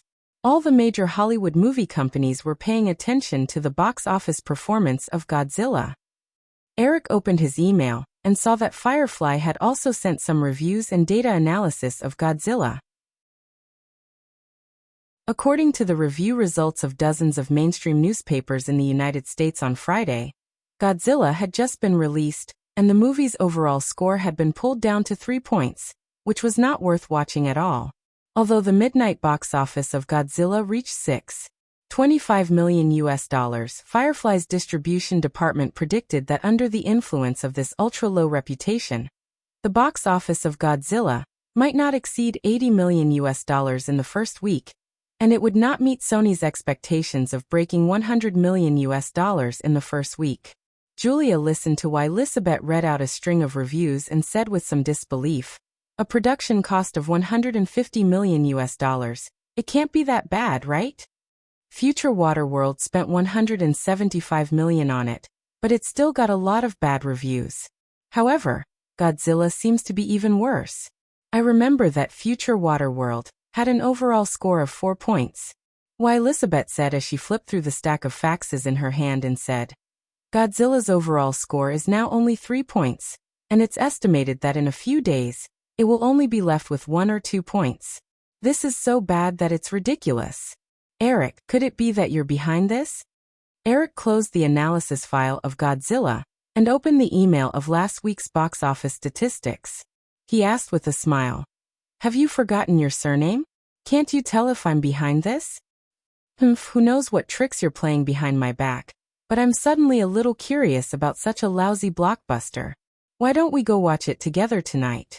"Not tonight. Robert Agnew is in New York, and I have an appointment with Jeffrey and the others for dinner. Tomorrow, I'll get someone to book a small hall in advance." "It's rare that you're willing to accompany us on the weekend." Why Elizabeth's eyes were filled with joy, and she habitually made a sarcastic remark. In the blink of an eye, she tactfully changed the subject. "By the way, how was the box office last week?" The Lion King 2 ranked first, $55.7 million. Prison in the Sky, $34.2 million, ranked second. Eric only introduced the 2 movies and did not continue. He raised his head and smiled. The box office performance of these 2 movies is not very high, and the total box office for a single week is only $130 million, far from the limit of $200 million for the summer.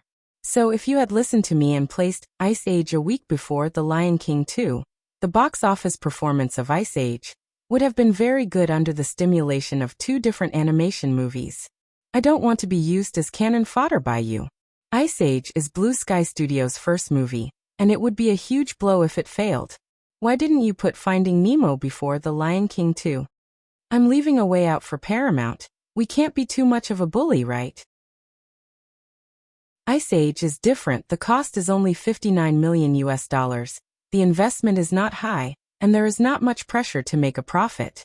It's more suitable to coexist with the big guys. Due to the impact of the ultra-low reputation, although the midnight box office performance of Godzilla was good, it only earned $17.5 million on Friday, and the box office on Saturday only slightly increased to $19.3 million. On Sunday, the box office of Godzilla fell to a low of $16.7 million. Although the three-day box office for the first weekend reached $59.75 million, easily taking the top spot for the weekend box office of the summer. However, due to the continuous bombardment of negative reviews from the media for 3 consecutive days, the box office appeal of Godzilla seemed to have suddenly dissipated on weekdays, and the box office for the first day fell to just over $4.3 million. In the next few working days, the box office for Godzilla continued to decline. In the end, the box office of Godzilla for the first week was only $7,366. Although this box office was far higher than the $55.7 million for the first week of The Lion King 2. Taking into account Sony Pictures' aggressive advertising campaign, and the industry's general expectation that the box office for Godzilla would exceed $100 million in the first week, the box office for the first week of Godzilla was still far from a success. What's more, the extremely poor reputation of the film meant that it was destined to experience a major drop in the box office the next week. After The Lion King 2 grossed $55.7 million in the first week, the next week's box office only dropped by a very small 24%, earning another $42.33 million. In 2 weeks, the cumulative box office for The Lion King 2 reached $98.03 million, only one step away from breaking $100 million. This undoubtedly put more pressure on the upcoming release of Finding Nemo. However, because the market performance of Godzilla was not as strong, the next week's box office for Prison in the Sky also dropped by a considerable amount, only 32.3%. On the basis of the first week's $34.2 million, it earned another $23.15 million. The total box office for 2 weeks was $57.35 million, showing the potential to break $100 million again. Eric watched Godzilla with Elizabeth and Julia on the Saturday when it was released. Although there were many differences compared to his memory, after watching the movie, Eric also felt that the overall quality of the film did not exceed the media's evaluation.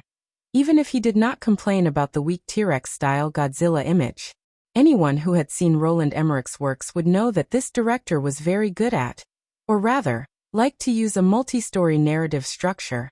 To a certain extent, this kind of narrative structure had also promoted the huge box office success of films such as Day of Independence. However, this narrative technique is not without limitations. It is obviously more suitable for global disaster films such as Day of Independence and 2012.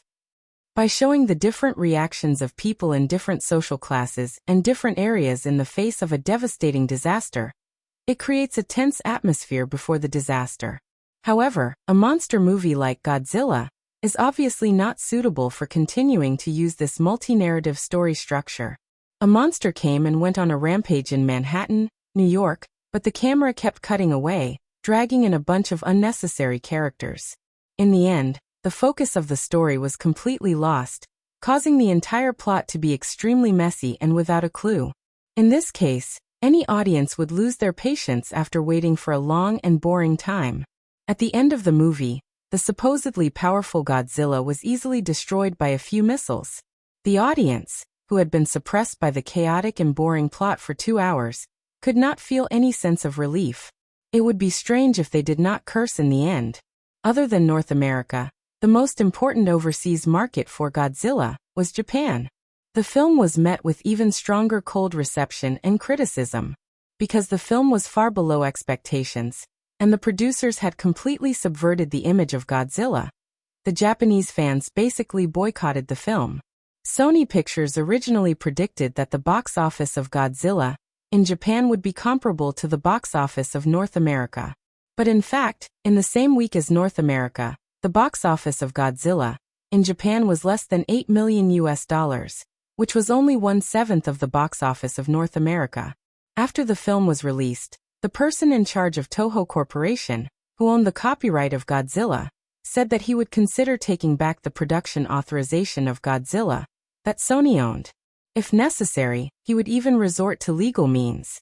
The first week's box office of more than $73 million was not considered dismal. But everyone knew that this box office was the result of a huge budget of $70 million. With such a one-sided negative review, it would not be surprising if the box office of Godzilla broke another record. The failure of the film was inevitable. Sony Pictures, which had not fully recovered, was once again in turmoil. Chapter 877. Morton Restaurant, Beverly Hills. Roland Emmerich sat opposite the CEO of Columbia Pictures, Bill Mechanic. He ate the steak in front of him in silence, trying his best to ignore the glances from the customers around him. He even regretted choosing this restaurant where Hollywood movie stars gathered. It was already the second week of the release of Godzilla, and it had been heavily criticized by the media for a week. When the box office figures for the first week of the movie were released in the morning, Roland Emmerich did not feel relieved at all. In the afternoon, he secretly drove to some cinemas in San Fernando Valley to take a look. Compared to last Friday's relatively high attendance rate, in just 1 week, most of the cinemas where Godzilla was screened were empty. He didn't even dare to imagine how much the movie's box office would drop this week. 60%, 70%, or even worse. There was no doubt that Godzilla would be a very disastrous Waterloo for his career. After many years of accumulation, Roland Emmerich already had a net worth of tens of millions of dollars. Even if he chose to retire now, he could guarantee that he would not have to worry about food and clothing for the rest of his life. But in the Vanity Fair of Hollywood, a person's success was far from limited to the scope of money. Most people cared more about career success and their own status and influence in Hollywood. Everyone wanted to climb to a higher position. As long as it was a slightly popular star in Hollywood, they basically had enough wealth to support their own wealthy, or even luxurious lives. But these people would still develop all kinds of mental and physical problems under the pressure of the ups and downs of their careers. Because for most of the celebrities in Hollywood, being suddenly abandoned by Hollywood, without the pursuit of the spotlight, without the pursuit of thousands of people, this kind of loss was definitely more difficult to accept than suddenly losing all of their money. Although Roland Emmerich knew that this failure alone would not cause a devastating blow to his career, it also meant that in the next few years, unless he produced another film of the same quality as Day of Independence and The Clash of Worlds, he would never be able to enjoy the generous treatment he had before the release of Godzilla, such as the strong control over the production of the film, the top director's salary of $20 million, and so on. If it was before the release of Godzilla, he would not have to personally appear here tonight to discuss the follow-up contract with Bill Mechanic. In the past, these things only needed his agent to come forward. If he could do it all over again. When this thought came to his mind, Roland Emmerich immediately shook his head in self-mockery. He suddenly remembered that Firefly had just announced the director of The Day After Tomorrow. This project should have been his. Firefly might not offer a director's salary of $20 million, but since they had worked together on Collision and Day of Independence, Firefly couldn't be too stingy. He believed that with a fixed salary and dividends, it wouldn't be difficult for him to get a total income of $30 million equivalent to Day of Independence. At present, Godzilla had a salary of $20 million, plus a 15% box office share in North America, which might still guarantee him $30 million. However, due to the disastrous failure of Godzilla in terms of both reputation and box office, his next film would definitely not be able to receive such a generous salary. The damage that Godzilla had caused to his popularity was immeasurable. Compared to Roland Emmerich's faint self-pity, Bill Mechanic's mood was even more irritable. Godzilla was a project pushed by Sony Pictures from top to bottom. Logically speaking, if the project failed, Sony should not be blamed for it. But this kind of logical reasoning would not happen to a Japanese company like Sony, which had a clear hierarchy in its management. If Godzilla was a success, everyone would be happy and celebrate. But now that it had failed, Sony's chairman Nobuyuki Ide would not be at fault.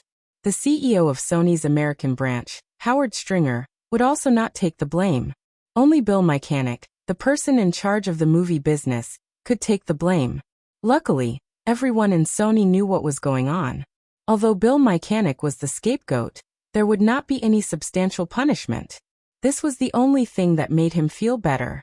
However, there was still another very troublesome matter that he had to deal with, and that was the contract between Sony Pictures and Roland Emmerich.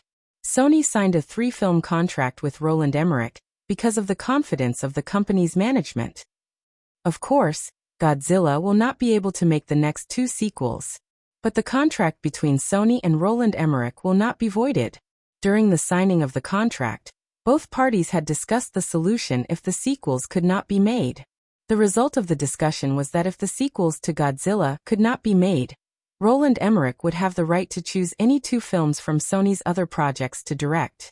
Dongbau's special Godzilla series had produced a total of 22 films over the past 40 years. No one had expected that after introducing Godzilla to Hollywood, it would be difficult to continue with just 1 film. Therefore, no one took this clause to heart at the time. But now, the total investment for Godzilla was $220 million. Based on the current situation, it would be impossible for the film to recover $150 million in North America. From the poor box office performance in Japan, the overseas market was not optimistic either. This project would definitely cause Sony to suffer a huge loss. As the producer and director who caused the project to fail, Sony's management wanted to strangle Roland Emmerich to death. Naturally, they were not willing to fulfill the terms of the contract. The hard task of resolving the contract naturally fell to Bill Mechanic. There were no directors in Hollywood who had never failed. Even Cameron, who had just created a box office miracle, had caused Fox to suffer a huge loss for The Abyss. But no one could be sure when these directors would make a comeback. Bill Mechanic had been in Hollywood for decades and naturally understood this.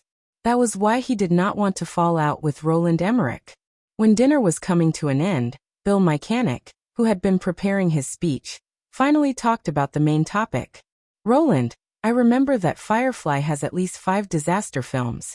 Your Crash and Day of Independence had very good box office sales. Williams would like you to continue working with Firefly, right? Roland Emmerich's mood didn't improve at all when he heard Bill Mechanic's words put him in the main seat. Of course, Eric had said that he was welcome to return at any time. However, Roland Emmerich had his own pride. He had given up on a good working relationship with Firefly for a high salary. Now that the project had failed, he naturally couldn't put down his pride and return to Firefly. Roland Emmerich knew why Bill Mechanic had asked him out today. He did not want to hold on to the terms of the contract. If both parties were not willing to work together, he would not be able to complete the project he had taken over from Sony. This situation would only affect the quality of the movie. If the project failed again, the wealthy Sony would only lose some money. But if they failed 2 more movies, Roland Emmerich would have no choice but to retire early. Roland Emmerich put down his cutlery and wiped his mouth with a napkin. Bill, thank you for dinner. So, why don't you tell me what Sony is thinking? Roland Emmerich's attitude made Bill Mechanic heave a sigh of relief. He said, It's like this, Roland. We've been preparing a project recently. It's a story about America's War of Independence. It's called Patriots. We haven't decided on a director yet. If you're interested, you can direct this movie. I have never done a war movie before, Roland Emmerich said. He suddenly realized something and asked, Have you decided on the main lead? Bill Mechanic did not expect Roland Emmerich to react so quickly.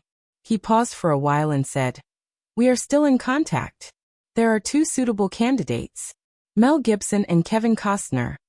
The atmosphere between the 2 parties became silent again. Mel Gibson and Kevin Costner were not only A-list superstars in Hollywood, They were also nominated for Best Director Oscars for their war movies, Braveheart and Dances with Wolves, respectively. Regardless of which one of them was the male lead of Patriots, Roland Emmerich's control over the project as a director would be greatly reduced. In fact, even without him as a director, the project would still be able to proceed smoothly. Roland Emmerich felt that Sony had stuffed him into a movie that he was not good at as the director. It was more like they wanted him to be a vase, who would not affect the movie. This arrangement was an insult to his status in Hollywood. Roland Emmerich took a sip of red wine from the table and calmed himself down. He asked, "Then what if we terminate the contract directly?" $1 million.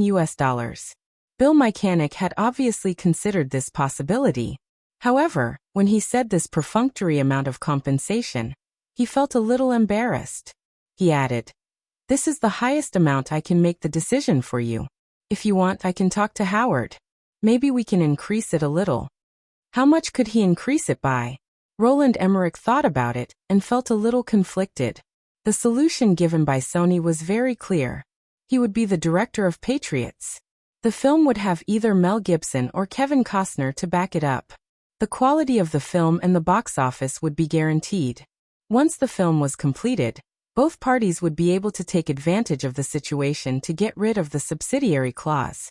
It was conceivable that if he accepted the director's job, the salary he would receive would definitely not be too high. $20 million or a share of the box office would definitely be out of the question. Even maintaining his $8 million fixed director salary for Godzilla would not be an easy task. But if he wanted to terminate the contract immediately, he could only get a symbolic amount of compensation. Moreover, if he lost this contract, after the failure of Godzilla, the other Hollywood studios would not easily work with him in the next 1 or 2 years. This was not because of his directing ability. It was because the negative reviews of Godzilla would definitely affect the box office appeal of his next movie. The first solution given by Sony was to make use of Mel Gibson or Kevin Costner's influence to minimize the negative impact. Obviously, Sony wanted him to terminate the contract voluntarily, but at the same time, they were not willing to pay too much compensation. That was why they came up with such a difficult solution. Sony also knew that Roland would not resort to drastic measures like a lawsuit to resolve this matter. After all, he had just messed up a big production. If he were to sue Sony, who would dare to work with him in the future? In the end, Roland Emmerich said, "Bill, give me some time. Let me think about it." Roland Emmerich did not mention anything about terminating the contract again. Bill Mechanic knew that Roland Emmerich had decided to be the director of Patriots. Roland Emmerich was just not willing to put down his pride and immediately agreed. Bill Mechanic also did not rush Roland Emmerich. He was satisfied that this matter was settled without any unpleasantness. Both of them were not in the mood to continue chatting. When Bill Mechanic was about to wave for the waiter to settle the bill, there was a commotion on the other side of the restaurant. A man and 2 women walked out from a booth not far away, and the other customers started to greet them. Roland Emmerich heard the commotion behind him and turned his head to look. He happened to meet Eric's gaze. There were only 2 weeks left before the release of James Bond, Casino Royale. Eric could still slack off on the publicity work. But at the last minute, as the director, he had to participate in the publicity work. Today, he brought the girl and Amy Pascal to have dinner together to discuss this matter. Eric politely responded to the greetings of the people around him. He was holding the girl's hand and was walking out with Amy Pascal. He did not expect to bump into Roland Emmerich, and he stopped in his tracks. Recently, Eric was definitely one of the people that Roland Emmerich did not want to meet the most. It was the 2 movies that he worked with, Firefly, Clash of Worlds, and Day of Independence, that pushed him into the ranks of the super directors. It was also the reason why Sony offered him a huge contract in order to rope him in. Roland Emmerich felt bad about giving up the cooperation with Firefly because of the generous remuneration from Sony Pictures. Now, Godzilla had a terrible reputation and box office. Roland Emmerich felt even more embarrassed facing Eric. "Good evening, Eric." Although Roland Emmerich did not feel good, he still took the initiative to greet Eric. He hesitated for a moment and did not know if he should get up. "Good evening, Roland." "Oh, and Bill. Eric could see Roland Emmerich's current state of mind from his expression. There were many Hollywood insiders around. If he purposely stopped now, there would definitely be new jokes in Hollywood tomorrow. Eric did not want to embarrass Roland Emmerich too much. He only nodded to the two of them softly, and they walked past each other. Roland Emmerich felt relaxed but also a little annoyed by Eric's reaction. He and Bill Mechanic looked at each other. Both of them did not want to pay the bill immediately. If they left now and met in the parking lot again, they would not know what to say. In the parking lot outside the restaurant, the girl was still hanging on to Eric. She smiled and said to Amy Pascal, "Haha Amy, did you notice Roland's expression just now? It was so interesting." Amy Pascal just smiled and didn't agree with the girl's words. "Okay, stop gloating." Eric knocked the girl's head and said to Amy Pascal, "Regarding Entertainment's acquisition plan, you should discuss it as soon as possible. It would be best if you can come up with a result before the end of the month." Eric, Warner Cable saw that we suddenly took the initiative in this transaction, and did not seem to be in a hurry to sell their shares. They might have guessed that you are interested in He's interested in entertainment. The twins drove the girl's Land Rover over. Eric did not rush to get in the car. He leaned against the car door and said, "I recently read some information. Basic Cable's Rainbow Media seems to be interested in selling. You can contact them at the same time. Rainbow Media's Bravo TV station and Entertainment are similar in nature." "I also noticed this." Amy Pascal nodded and said, "However, Basic Cable Company probably won't sell too many shares. Moreover, General Electric is also interested in Rainbow Media. They have been expanding their cable television business over the years. Basic Cable will definitely know which side has more potential to cooperate with. If possible, we don't need to ask for too many shares at once. We just need to get the operating rights. Moreover, your main focus should still be on Entertainment, Rainbow Media as a backup plan." Eric thought for a while and said, "However, I guess that after Batman and Robin is released next week, Warner Cable will be very willing to dump Entertainment's shares as a burden. If Time Warner's losses this year continue to expand, Terry Semmel's CEO position may be replaced." Amy Pascal immediately understood the meaning of Eric's words and asked, "Eric, you don't think Batman and Robin is good?" "I haven't seen the finished film of Batman and Robin, so I'm not too sure. However, if you pay a little attention, you will realize that Warner Cable has kept Batman and Robin under wraps. Until now, except for the trailer, there is very little substantive information related to the film's content. There are also no public reviews of the test screenings."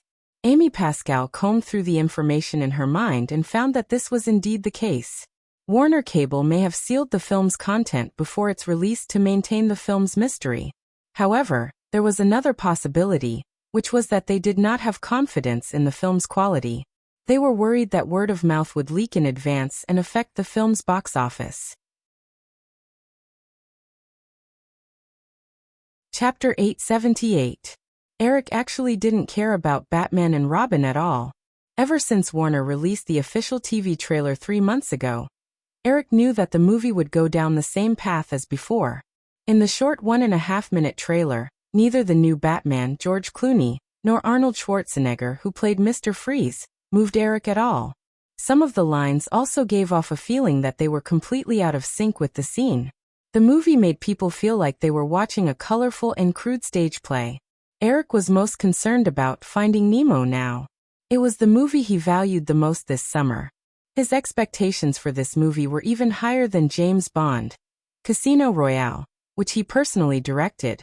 Today was the first day of the movie's release. In the morning, the reviews given by major media outlets were on par with The Lion King 2, which made Eric certain that this version of Finding Nemo would still do well at the box office. However, whether it could reach the previous global box office of nearly $1 billion would depend on the detailed box office performance. After saying goodbye to Amy Pascal, Eric and Drew returned to Trussdale Manor together. As soon as they entered the door, they were pulled into the shower by the maid. They soaked in the luxurious bathtub with a soft body in their arms. It was inevitable that they would be interested. After a while, it was already close to 10 o'clock at night. Unlike when Prison in the Sky was released 2 weeks ago, Eric was still looking forward to seeing the first-day box office of Finding Nemo before going to bed, so he was not in a hurry to rest. He changed into a casual t-shirt and trousers and sat down on the balcony outside the living room on the second floor with a document in his hand. He could see through the transparent tempered glass fence into the distance without any obstruction. The lights of Los Angeles seemed to be spread out under his feet, magnificent and beautiful. This atmosphere made it difficult to open the document. Eric leaned lazily on the recliner and narrowed his eyes. After a while, the maid, who had finished her maintenance, floated over, wearing only a light tank top and hot pants. She squeezed into Eric's arms coquettishly. With a soft thud, the blue folder that Eric had casually placed on his body fell to the floor next to him. What? Drew's small body moved past Eric's body and curiously picked up the folder that fell on the ground.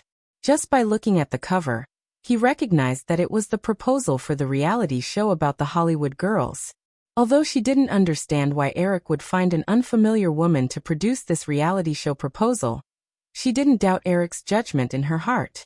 In the past 2 days, she had deliberately flipped through it. She casually tossed the folder onto the table beside her.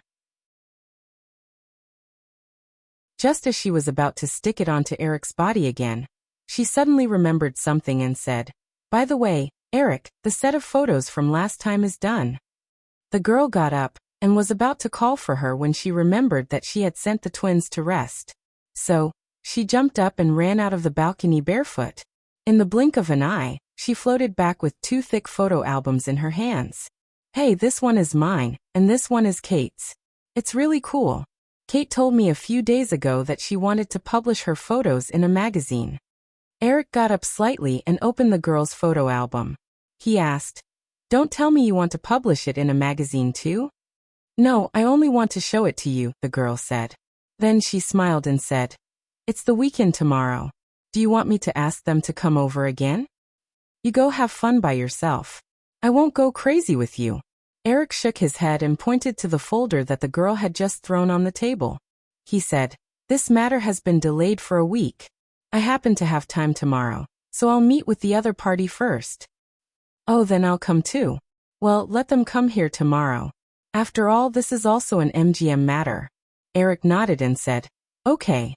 However, you can also invite them to a party tomorrow night." Listening to the girl's persuasive tone, Eric smiled and said, "You like to push them to my side so much?" The lass rubbed against Eric's body and said, "Do you like it? I know about what happened in New York. That was just a coincidence. I don't have so much time to deal with a group of crazy girls," Eric explained. However, speaking of this, he suddenly thought of another matter. He stared at the girl and asked, "I haven't asked you yet. Last time at the premiere party of Prison in the Sky, why did Helena look at you like a mouse seeing a cat? What bad things did she do?" "No, I'm very obedient," the girl said coquettishly. Seeing that Eric didn't believe her, she didn't try to hide it. She just explained casually, "I happened to hear an insensible little model talking about the party you held in New York. She almost made it to the gossip magazines, so I drove her back to Puerto Rico." Eric subconsciously thought about what kind of place Puerto Rico was. Naturally, he couldn't think of anything. He asked, "That's it." The girl rubbed against Eric like a kitten again. Then, she still said vaguely, she was sentenced to 4 weeks in prison for illegal possession of contraband. Then, she was deported. But she was involved in these things anyway, so it wasn't too unjust. Eric sighed and didn't ask any more questions. With such a criminal record, the girl who was deported to Puerto Rico definitely wouldn't be able to easily apply for a foreign passport again. This was equivalent to her career coming to an abrupt end. Eric pinched the girl's face and didn't ask any more questions. He only said softly, "Don't go too far in the future. You know, those insignificant gossip can't affect me much." "Okay." The girl immediately nodded obediently. Her eyes were clear and she looked very sincere. Eric could only helplessly pinch the girl's face again. Seeing that Eric had let this matter pass, the girl relaxed. Her little hand restlessly groped Eric's body.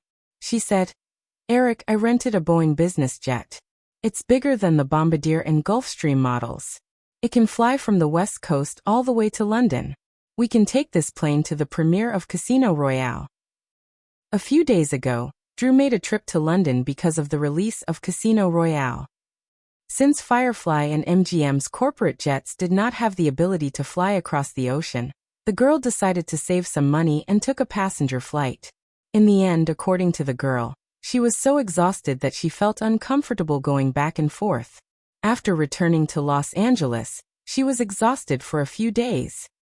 I happened to hear Larry Ellison mention it last time. I just remembered. Eric thought for a while and said, "Don't you want to buy a Boeing 777? Contact Boeing and place an order." She mentioned it to Eric once out of curiosity. After being rejected, the girl didn't mention it again. Now that she suddenly heard Eric mention it, she was a little excited. She said, "Can we buy it now?" "Yeah." Eric nodded and suddenly smiled. "Not just a plane, you can buy anything you want. What's the point of living if you can't spend so much money? Hee, then I'll get someone to contact Boeing." The girl got up and ran out to bring Eric's laptop over. She opened Eric's email and sent an email to his assistant's office.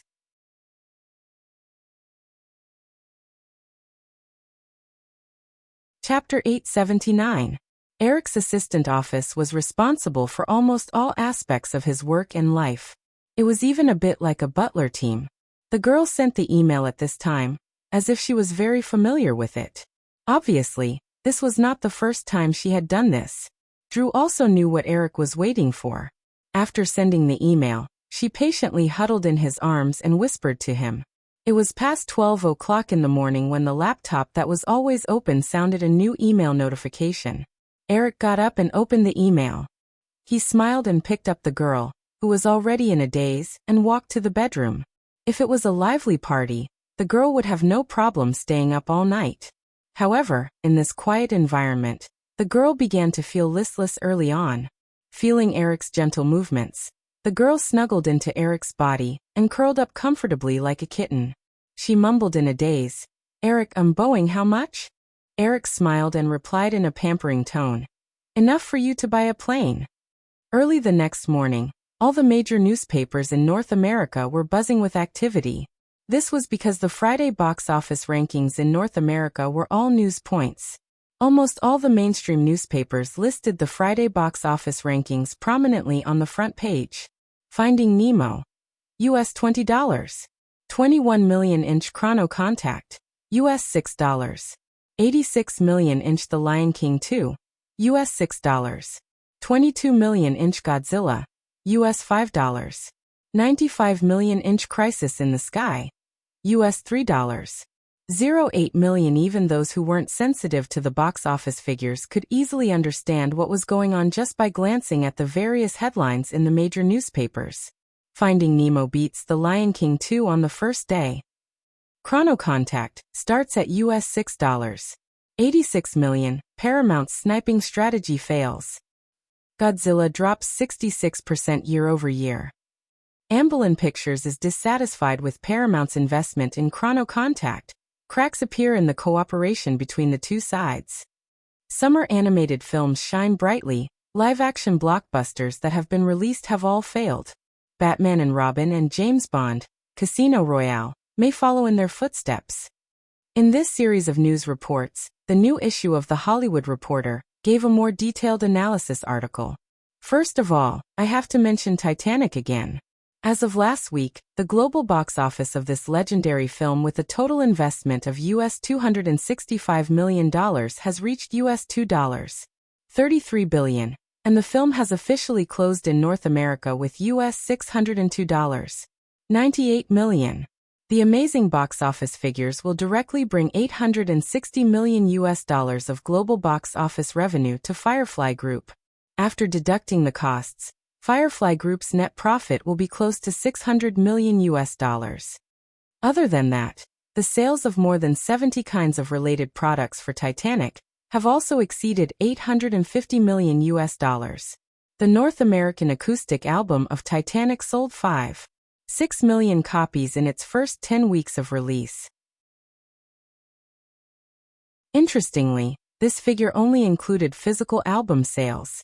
It was reported that the Recording Industry Association of North America refused to recognize Yahoo Music's 1.25 million copies of Titanic digital sales data. The North American acoustic album of Titanic also easily exceeded 7 million copies in overseas countries. According to industry analysis, the global sales of Titanic may eventually reach 30 million copies. This alone will bring another $900 million of revenue to Firefly Group. Based on the relevant data, the movie Titanic will generate net profits of no less than $2 billion for Firefly Group in the next few years. In the entire Hollywood, only Firefly Group has a net profit of more than $2 billion per year among several major media groups. Stimulated by the huge profits generated by Titanic in the past 6 months, I have heard more than once that the 7 major Hollywood film companies are planning new blockbuster films. However, in the past month, the box office performance of Hollywood's live-action blockbusters will undoubtedly wake up the hot-headed Hollywood. Among them, the one that can bring Hollywood introspection the most is undoubtedly the monster movie Godzilla, which is a CG special effects blockbuster like Titanic. Sony Pictures' ambitious film with a total investment of $220 million had a global box office of $1 billion before its release. However, after the initial failure and continuous extremely negative reviews, the box office on Friday has been squeezed to 4th place. Compared to the $17.5 million on Friday, the box office number has dropped by 66%. The box office number has dropped rapidly to $95 million. It is estimated that the next week's box office will only be between $22 million to $25 million. The total box office number in North America will also be difficult to exceed $130 million. At the same time, the overseas box office performance of Godzilla was also disappointing. The film was even strongly boycotted by Godzilla fans in the most important Japanese market. According to insider information, Sony's top management has urgently stopped the preparation of the sequel to Godzilla. The person in charge of the project may also be forced to resign. As the director and producer of the film, Roland Emmerich is destined to be unable to achieve the same success as Day of Independence. Even before the release of Godzilla, Firefly suddenly announced that Michael Bay would be taking over the director of Firefly's famous disaster film series, The Day After Tomorrow. It is very likely that they were affected by the poor quality of Godzilla. As everyone knows, Roland Emmerich was once rumored to be the director of The Day After Tomorrow. Firefly's digital domain was responsible for most of the special effects of Godzilla. It was not difficult for Firefly to learn about the quality of Godzilla before the film was released. Other than Godzilla, starting from May, the French Gaumont film company's The Fifth Element, which cost $90 million, Firefly's Prison in the Sky, which cost $75 million, and Ambulance's Transdimensional Contact, which also cost $90 million and was released by Paramount. Their box office performance can only be described as lackluster. Among them, The Fifth Element, which was released for 3 weeks, only had a cumulative box office of $47 million. The total box office in North America is expected to be difficult to reach $70 million. The 2-week box office of Prison in the Sky was only $37 million. Although the final box office may reach $100 million, it is still far below industry expectations. Similarly, Robert Zemeckis's sci-fi blockbuster, Transdimensional Contact after Forrest Gump, although the production cost was similar to Finding Nemo, which was released on the same day, this film, which used science fiction to deeply explore religious and philosophical issues, obviously did not gain the audience's approval. The box office on the first day was less than 1/3 of that of Finding Nemo. It was even lower than the $7 million of Prison in the Sky 2 weeks ago. Perhaps Amblin Film and Paramount can only hope that Transdimensional Contact will be able to follow the box office curve of Forrest Gump, but based on audience feedback, this possibility is extremely slim. 4 consecutive big production live-action films have failed at the box office. It is inevitable that people will be worried about the highly anticipated Batman and Robin and James Bond, Casino Royale in the next 2 weeks. At the same time, Hollywood may also need to calm down at this time and not overly pursue big investments under the stimulation of Titanic. However, in addition to the live-action films, the box office and word-of-mouth performance of the 2 animated films released one after another during the summer were pleasantly surprising. The second 2D hand-drawn animated film, The Lion King 2, after Paramount Pictures took over Disney's hand-drawn animation studio. Although it was suppressed by competitors in terms of marketing, the box office in the first week still reached $55.7 million. The next week it only fell by a weak 24%, earning another $42.33 million. The 2-week cumulative box office reached $98.03 million. On the first day of the third week of release, although the year-on-year decline extended to 37% under the impact of Finding Nemo, with the advantage of the long-term release of animated films, the total box office in North America in the future may still reach $200 million, far exceeding the box office potential of several live-action blockbusters that have been released. Finally, the most important topic of today's topic, Finding Nemo. Before the release of Finding Nemo, due to the box office and word-of-mouth of The Lion King 2, which originated from Disney, the industry generally thought that Eric Williams's move to sell Disney's hand-drawn animation studio was extremely stupid. However, after Finding Nemo, many people had no choice but to shut their mouths. Only The Lion King 2, which cost 3/4 of its production cost, has an excellent word-of-mouth that is comparable to The Lion King 2. Even if Finding Nemo has much more convenient marketing resources than The Lion King 2, with the outstanding box office result of $7.41 million on the first day, we have to admit that 3D animated films are indeed more popular than 2D animated films. The box office on the first day is $21 million. Stimulated by the explosive word of mouth, the box office of Finding Nemo may reach as high as $90 million in the first week. Due to the long-term potential of animated films, Finding Nemo will undoubtedly be the first-seeded player in the North American box office this summer that may reach $300 million. Even more boldly, if this box office and word-of-mouth advantage can also be played in the overseas market, Finding Nemo is very likely to catch up with the former, The Lion King, and become another animated blockbuster with a global box office of $1 billion.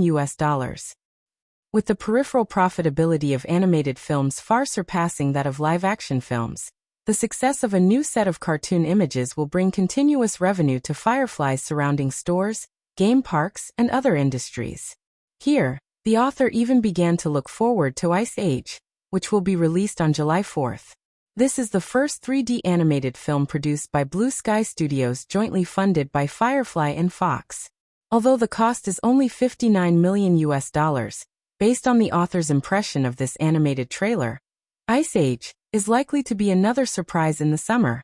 Perhaps the executives of other film companies in Hollywood should focus more on the development of animated films instead of catching up with the unreachable Titanic. The article in The Hollywood Reporter inevitably caused some Hollywood executives to reflect, and it would also prompt Firefly's competitors to speed up the deployment of the animated film industry. However, before this, Eric had always been very clear that Titanic was more like an anomaly, so he had never been impulsive about it. Eric originally planned to talk to Kris Jenner about the reality show during the rest day. Although the Kardashians' unscrupulous methods of hype in his previous life were disgusting, Eric was now the controller of a huge media empire, so his perspective on the problem was naturally different. In his position, there were 50 to 60 senior executives of Firefly that he could often come into contact with. There were thousands of senior executives above the level of Firefly's system manager, not to mention that the total number of employees of the entire Firefly group currently exceeded 120,000. In a circle like Hollywood, if there was any mental cleanliness, it would definitely be impossible to live a comfortable day. MGM's acquisition of E! Entertainment, in order to quickly open up the television industry, It was undoubtedly a very effective way to use someone like Kris Jenner who was good at creating hype. However, early on Saturday morning, Eric received a call from Kris from New York. The two talked for more than half an hour, and Eric had to cancel his weekend break and call for an emergency meeting with the senior executives of Firefly's distribution department and finance department, as well as the management of Clover Holdings. The matter was very simple. After 3 months of accumulation, the international financial oligarchy's attack on the Southeast Asian currency system was about to be launched. The two talked on the phone, and Kris would fly from New York to Tokyo, Japan. He might have to personally oversee the situation there for the next month. After the meeting at the end of April, Firefly Group began to speed up the pace of extracting the box office share of Titanic in Southeast Asia. At the same time, Firefly's summer release and upcoming releases in the second half of the year were sold to Southeast Asian film companies. Firefly was also very honest with the Southeast Asian film companies.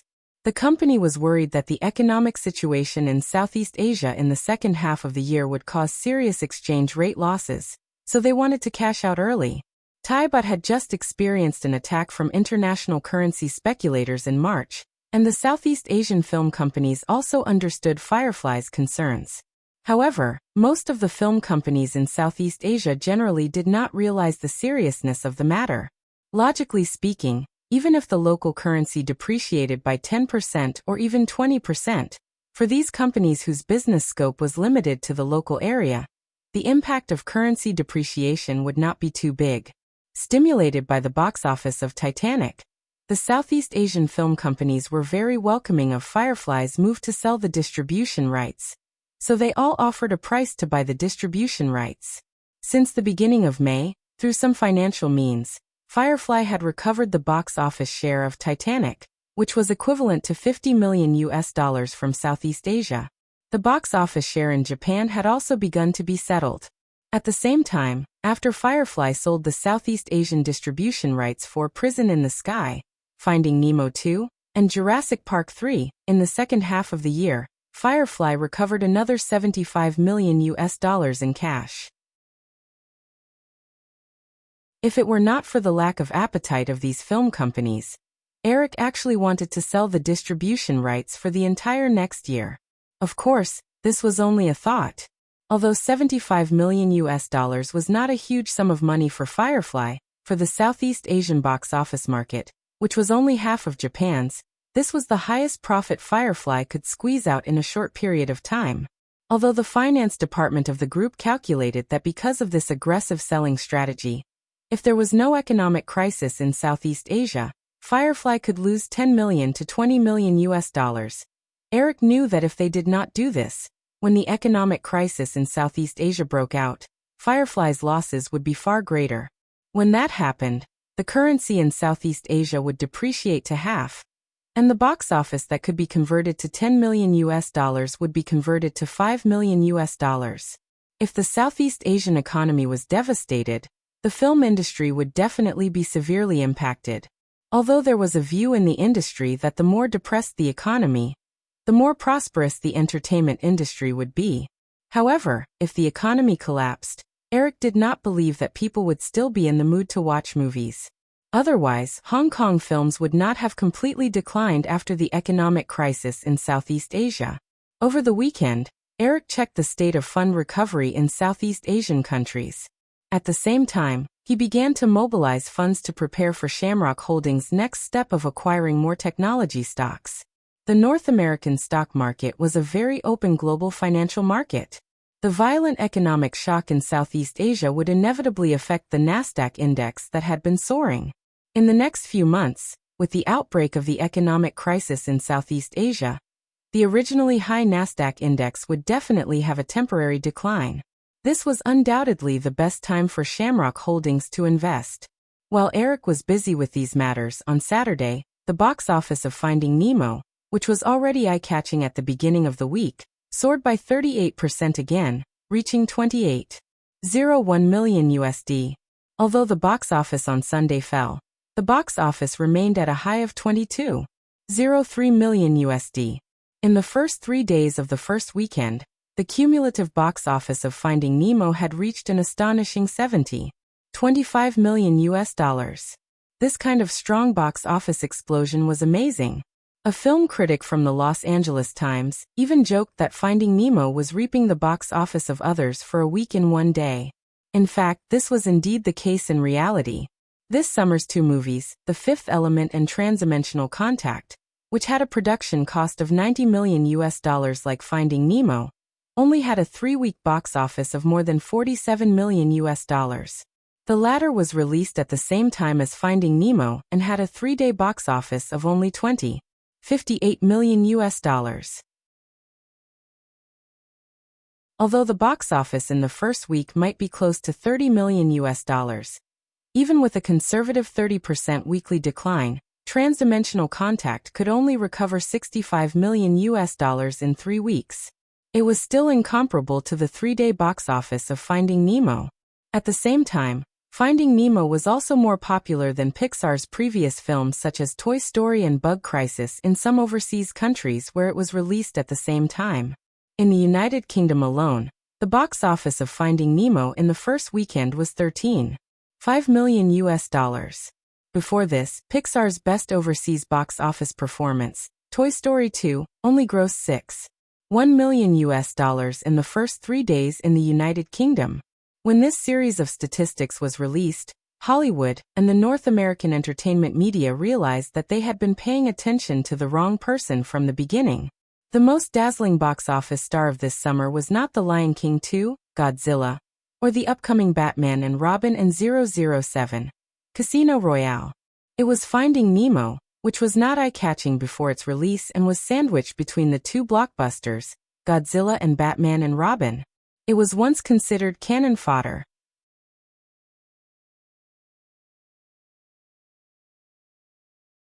Chapter 880. On the 16th of June, the Wall Street Journal reported on the abnormal situation in Southeast Asia's foreign exchange market. In the major Asian financial centers of Tokyo, Hong Kong and Singapore, the exchange rates of Thai baht, Indonesian rupiah, and other currencies began to fluctuate significantly. Everyone in the circle felt a sense of urgency, as if dark clouds were pressing down on them. In the past few months, international forex speculators had been secretly buying Southeast Asian currencies, and the currencies of Thailand, Indonesia, Philippines, and other countries had experienced rapid appreciation. Thai baht's exchange rate against USD had reached 22.1, and the appreciation was close to 12%. After 2 days of accumulation, Soros's Quantum Fund and Tiger Fund's international forex speculators suddenly revealed their fangs to the Southeast Asian currency system on Wednesday. Since the opening of the major foreign exchanges, a large number of Thai baht orders appeared on the exchanges. The sudden attack caught the Thai government off guard, and they did not even have time to organize an effective counterattack. After that, Thai baht was dumped for 3 consecutive days, and the temporary appreciation of Thai baht returned to its original value. It even fell below the 25.1 average exchange rate in recent years. On Friday, Thai baht's exchange rate against USD had plummeted to 26.31, and the depreciation in 3 days had reached a shocking 19.5%. In 1997, Thailand's currency circulation was about 9,200 billion baht, and based on the 25.1 exchange rate in recent years, it was equivalent to $370 billion US. But in just 3 days, when the exchange rate fell to 26.31, Thailand's currency value had fallen to $350 billion US, and $20 billion US of wealth disappeared. Many people knew that this was only the beginning. While the Southeast Asian currency market was in chaos, the North American summer box office competition was also fierce.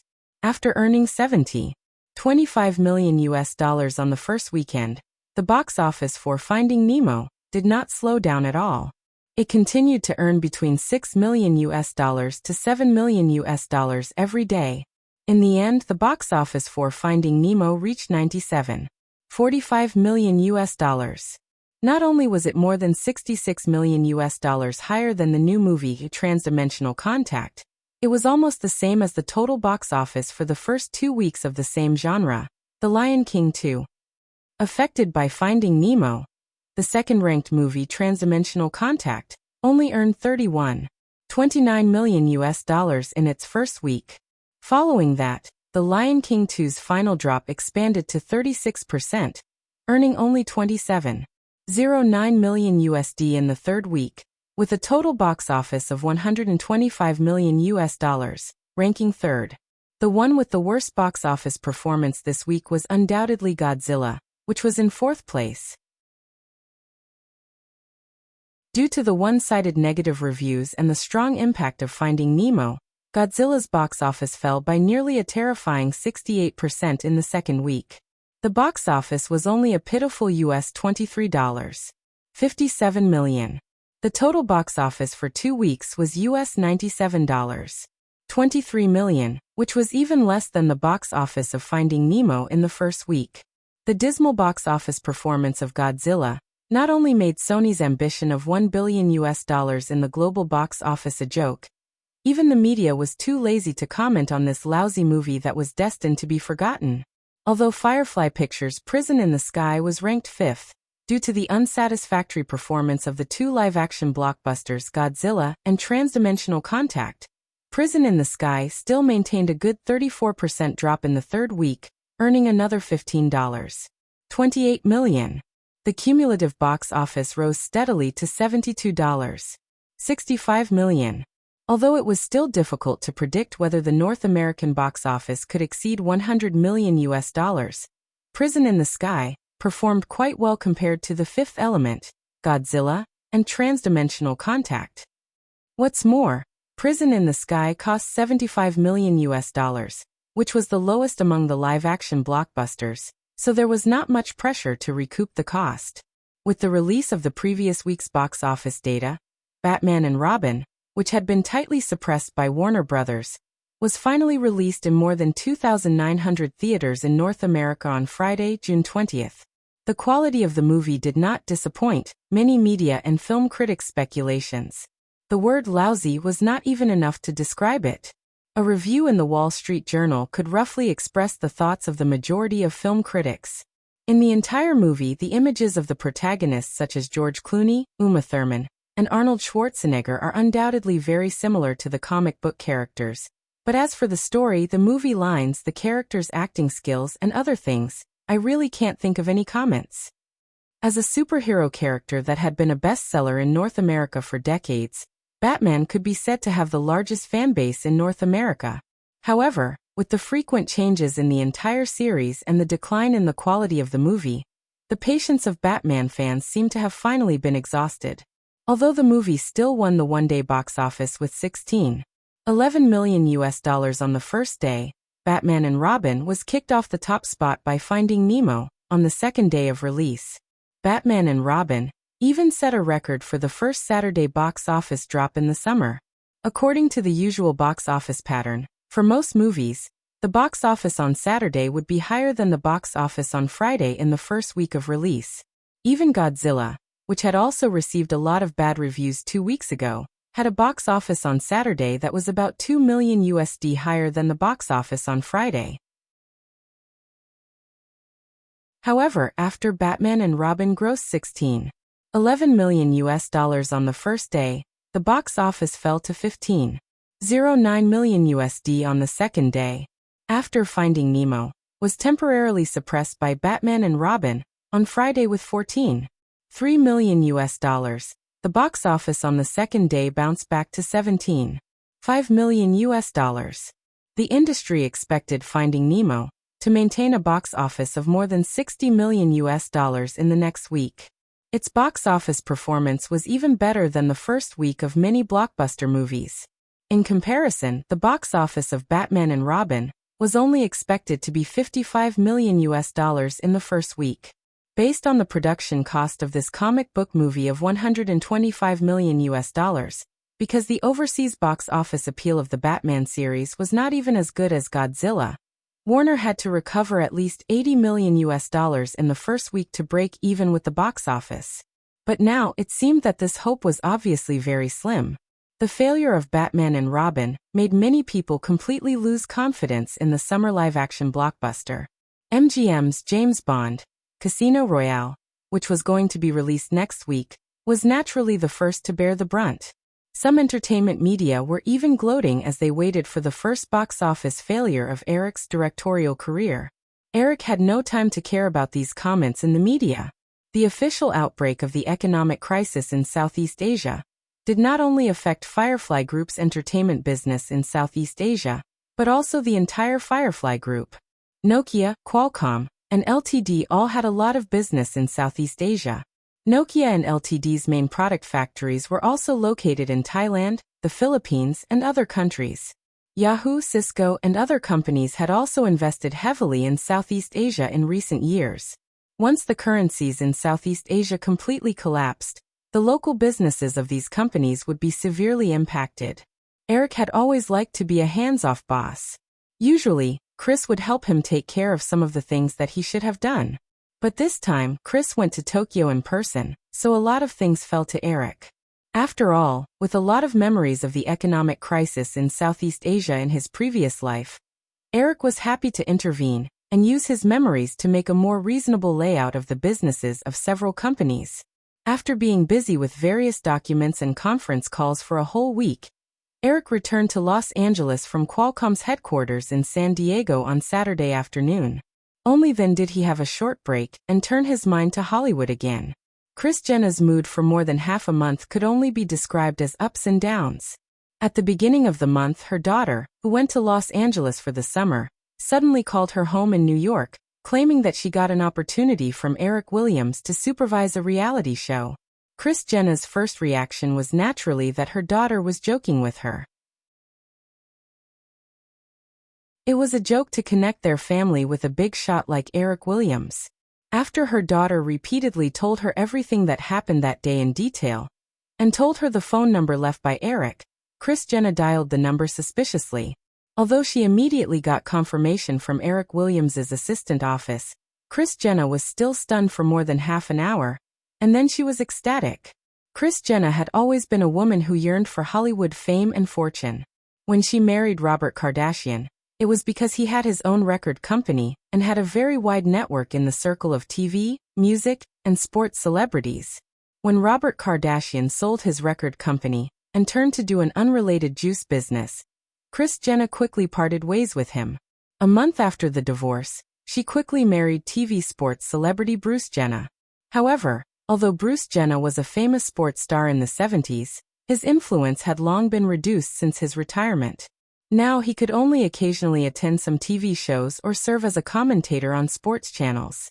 He could barely be considered in the entertainment industry and Hollywood. As a loyal viewer of Lifetime TV, the sudden opportunity of being a producer of a reality show made Kris Jenner realize that if she could grasp it, she would definitely be able to reach the top in a single bound. This point, just look at the two producers and hosts of Project Runway and America's Top Model. There was no time to think about anything else. On the day the news was confirmed, Kris Jenner hurriedly dragged her husband and a bunch of children to Los Angeles. She stayed at her ex-husband Robert Kardashian's house and once again asked her daughter about the ins and outs of the matter. Kris Jenner bought a lot of reality show videos and related books. She began to write the proposal for the reality show while consulting and pondering. As for her daughter's information that Eric Williams could let her husband, Bruce Jenner, participate in the show, she automatically ignored it. A week later, Kris Jenner personally rushed to the headquarters of the Firefly Group in Burbank and handed the completed proposal to one of Eric's assistants. What followed was a long and torturous wait.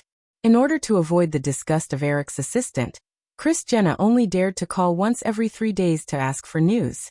She originally hoped that her daughter, who had entered Drew Barrymore's circle of close friends, could help to find out some information.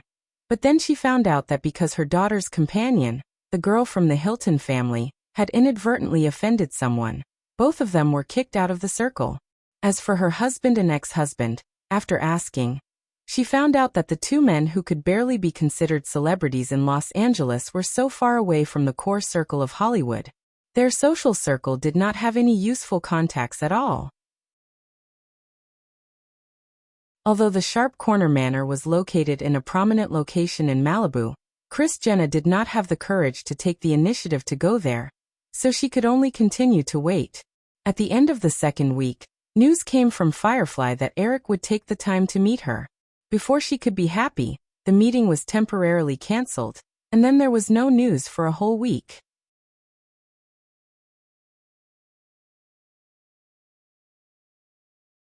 Chapter 881. On Sunday morning, Eric had a phone call with Chris in Tokyo to learn about the situation in Southeast Asia. In the morning, he rushed to Century City to meet with Harvey Weinstein.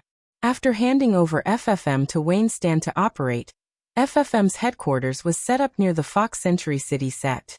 Last weekend on June 15th, the first season of The Sopranos officially ended after 13 weeks of airing. With Harvey Weinstein's skillful operation, the reputation of The Sopranos continued to spread like a virus. With a good start of 1.76 million viewers, the ratings of the series continued to soar. When the last episode of the first season aired, the highest number of viewers reached 3.25 million, which was almost double the number of viewers of the first episode. Thanks to the influence of The Sopranos, FFM's popularity further increased, and the number of subscribers also increased. By the end of the first season of The Sopranos, FFM's subscriber count was close to 6 million. FFM's subscriber base was only around 4.5 million before The Sopranos began airing. Due to the low starting point and the support of the three media giants, everyone predicted that FFM would quickly grow like a seedling sprouting in fertile soil. However, in just one season, the number of new subscribers was close to 1.5 million. This growth rate was still incredible. In the same period, HBO's subscriber count was less than 500,000. From the moment the idea of establishing FFM was born, Eric wanted to compete with HBO. Therefore, while supporting FFM, Eric did not relax his attention on the operation of the FFM TV station. Since last September, Eric had participated in 2 to 3 operational meetings of FFM TV station every month. After a short period of adjustment, Harvey Weinstein quickly showed his outstanding ability in the TV business operation. In the last quarter, FFM's subscriber count skyrocketed. To be honest, The Sopranos could only be considered 30% of the credit. The remaining 70% was the result of Weinstein's outstanding business operation. Just like the PR process of the Olympic Games, ever since The Sopranos was broadcasted and established, Weinstein used newspapers, TV, and the internet to conduct deeper operations on The Sopranos. During the 3 months of airing, almost every episode of The Sopranos became the focus of the media. After the first season, The Sopranos became a godly drama in many people's minds. Correspondingly, FFM TV station's brand was even more deeply rooted in people's minds, and because of this, it brought in a large number of new subscribers. Weinstein's operation of FFM TV station was very similar to Netflix in his previous life. After 2013 in the original space-time, whenever Netflix was mentioned, most people would think of House of Cards. House of Cards was also a godly drama, but just like The Sopranos, the two series were only catalysts. The real reason for Netflix's rise was the company's outstanding business operation. Of course, some chemical reactions could not proceed without a catalyst. Without House of Cards, Netflix would not have been able to increase its subscriber count from 26 million to 40 million in just 2 years. Similarly, although The Sopranos did not play a decisive role in FFM's development, it was not negligible. However, behind the skyrocketing subscriber count, FFM TV stations' operating costs were also increasing rapidly. Although FFM had the support of the three media giants, it was still an independent company that needed to be responsible for its own profits and losses. Whether it was Firefly or Fox, it was impossible for them to provide the film rights to FFM for free. In order to compete with HBO, FFM not only bought a batch of film and television rights to fill the broadcast time slots, but they also introduced a new film every week on average. In total, FFM would spend more than US $300 million on film and television content this year, and the advertising budget for the TV station was also close to US $200 million. In addition to the operating expenses of the TV station itself, FFM's annual operating costs would reach US $700 million. On the other hand, in order to attract new subscribers, FFM also implemented a large number of discounts. This greatly lowered the average subscription fee. Although the subscriber count was increasing rapidly, FFM TV station's annual revenue was estimated to be less than $500 million, which was only one-third of HBO's annual revenue. This also meant that in 1997, FFM TV station's shareholders would suffer a loss of at least $200 million. In fact, if FFM was less ambitious, they could rely on the three media giants' rich content resources and reduce their content and marketing budget. Even if they only relied on their current subscribers, they could quickly turn a profit and live a comfortable life. However, if they did this, FFM TV station would forever lose the possibility of becoming a premium cable TV station. In the future streaming media era, FFM was destined to be one of the first traditional cable TV stations to be eliminated. Of course, Eric would not let this happen. He would either not do it, or try his best. Even if the end result was not satisfactory, Eric would not allow FFM to be satisfied with the status quo from the very beginning. Not to mention, the average annual loss of $200 million would only be a few tens of millions based on the shareholders' shareholding. In recent years, everyone was doing very well. Paying tens of millions of dollars a year on a premium cable TV station with huge growth potential was not unacceptable. However, Eric also knew that after the dot-com bubble burst, the cable TV companies, who were also beneficiaries of the new technology wave, would have a hard time for a long time. When the time came, losing tens of millions of dollars a year would be difficult for them to accept. Eric also hoped that when the time came, he would be able to take back the 20% shares that he distributed to the major cable TV companies. With FFM TV's current growth rate, the total subscriber count would exceed 8 million by the end of 1997. It was almost certain that they would reach 10 million subscribers next year. However, once the subscriber count reached 10 million, it would be like a fast-growing seedling entering its mature stage. The growth rate would slow down, and it would start a more direct battle with HBO. In the conference room at FFM TV headquarters, Eric listened to Harvey Weinstein's report and said, "Harvey, isn't your contract for 5 years? How about this? If you can increase FFM subscriber count to 20 million by the end of your contract, I can promise to increase your option share by 50%. Harvey Weinstein left the stage and returned to his seat. He smiled and said, "Eric, your offer is very tempting, but it won't be easy. Whether it's Firefly News Corporation or MGM, they don't have a national cable TV network like Time Warner. The major cable TV companies are only small shareholders in FFM, so they can't fully support the TV station. Time Warner's cable TV network will definitely crowd out FFM. Telematics is also eager to build their own premium cable TV station, Stars. There's also the Basic Cable Company, which has a very close relationship with Viacom. These factors will limit FFM TV's further expansion. In my opinion, when FFM reaches 15 million subscribers, it will hit a bottleneck. If you want to break through, the three of you will have to buy a national cable TV system that can support FFM TV's further development. Otherwise, I can only promise to increase FFM subscriber count to 15 million by the end of my term." Harvey Weinstein's contract started in July last year and ended in July 2001. It was a total of 5 years. This period happened to be the most turbulent period for new technology. Although the dot-com bubble would have burst by the time Harvey's contract expired, Eric couldn't be too hasty to make a move. Of course, Eric also couldn't buy a cable TV company before the dot-com bubble burst. That would be a waste of money. Since that was the case, Eric couldn't fulfill Harvey's request. Under Weinstein's expectant gaze, Eric finally shook his head and said, "I don't have this plan for the next few years, but you can discuss it with Rupert." Weinstein shrugged helplessly. He had actually talked about this with Rupert before. News Corporation already had a satellite TV and cable TV network, but the scale was relatively small. Also, News Corporation had been focusing more on the development of the TV station in recent years. They weren't too interested in the cable TV business. They stopped talking about this topic and talked about other things in the conference room.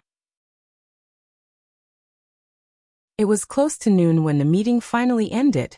Harvey Weinstein tidied up the documents in front of him and glanced at Peter Ritchie, who had been sitting beside Eric today. He still had a harmless fat smile on his face as he said, "Eric, let's have lunch together later?"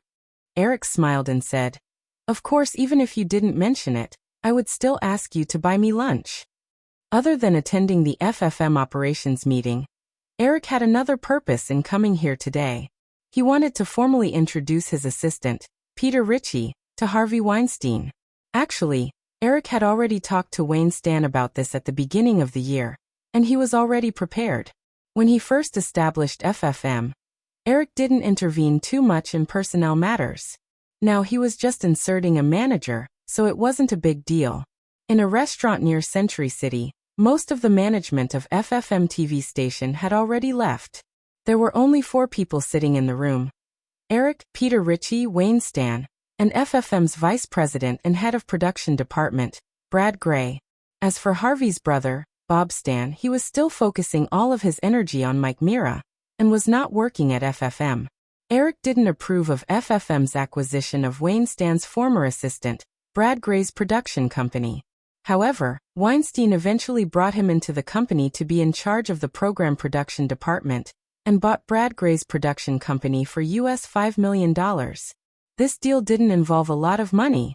It wasn't even as much as FFM's purchase of the broadcast rights for a popular movie, so Eric didn't object too much. After they ordered lunch, they talked about the arrangements for the September Emmy Awards for The Sopranos. Harvey Weinstein took the initiative to talk about Peter Ritchie's arrangement. "Peter, I want you to be Mark's assistant in the marketing department. Mark Levinson, I introduced him to you this morning. He's currently the manager of the marketing department. You can familiarize yourself with him for a while. If there's a position you're more interested in, I can make the appropriate adjustments." FFM's current scale wasn't that big. They only had less than 200 employees. As a pay-TV station, the most important departments were film procurement, program production, and brand marketing.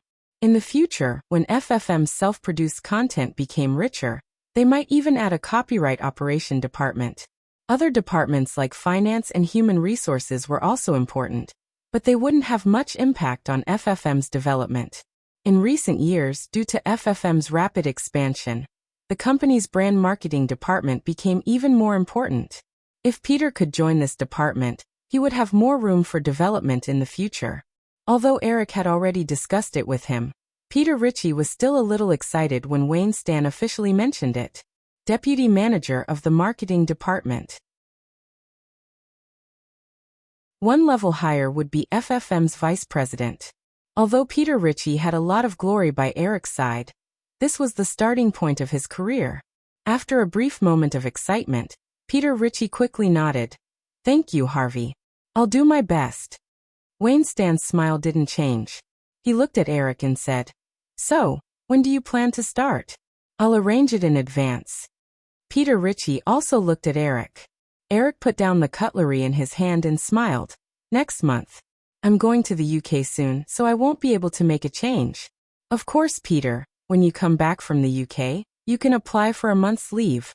I remember that you haven't taken a break since you started working for me." Peter Ritchie was a little anxious. He shook his head and said, "That's not necessary. I can immediately get back to work." Eric smiled and nodded. "Of course, that's your choice." Wayne Stan also laughed and said, "Actually, young people should be like this. Look at all of us. It's Sunday and we're still working. Actually, I admire Eric for being able to do this.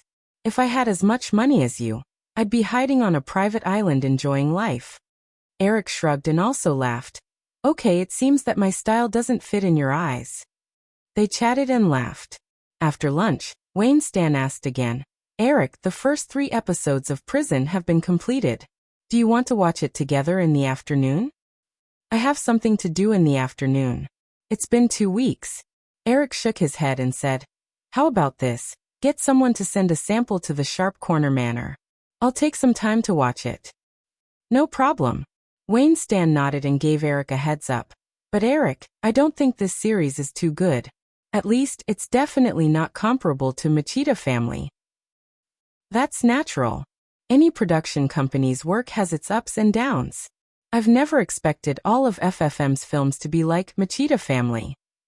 The overall strength of a TV station always depended on the overall quality of its series. It was the best state to continuously produce one or two popular series. If all the series produced were top-notch, not only would it be unrealistic, but it would also become mediocre after raising the audience's aesthetic standards. Eric's expectation for Prison was to exceed the average standard. After bidding farewell to Wayne Stan and Brad Gray, Eric took a car to the Trousdale Manor. He sent away his assistant and bodyguards and walked into Drew's mansion alone. In the living room of the mansion, Drew was lying on the glass coffee table in the middle of the living room, looking at a pile of aircraft information and drawings. There were also piles of papers scattered on the carpet and sofa next to him.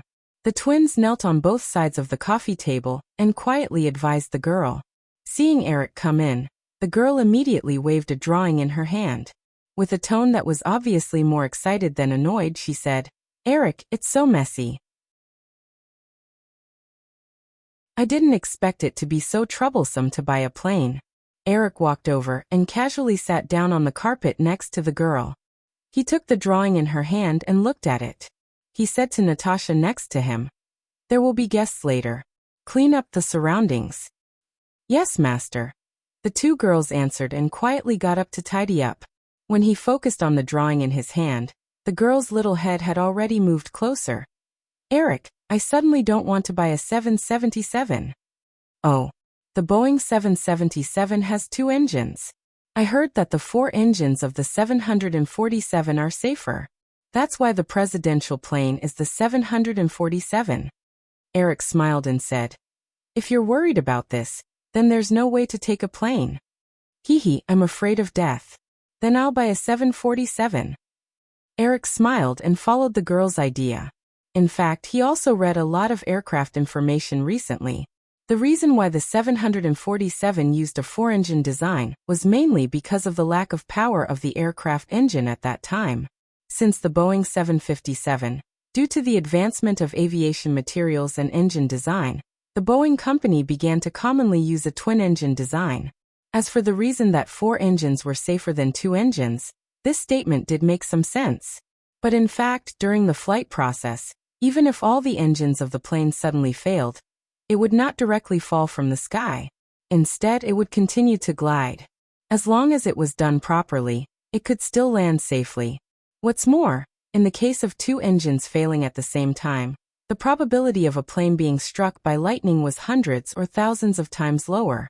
The probability of a plane being struck by lightning during flight was quite high.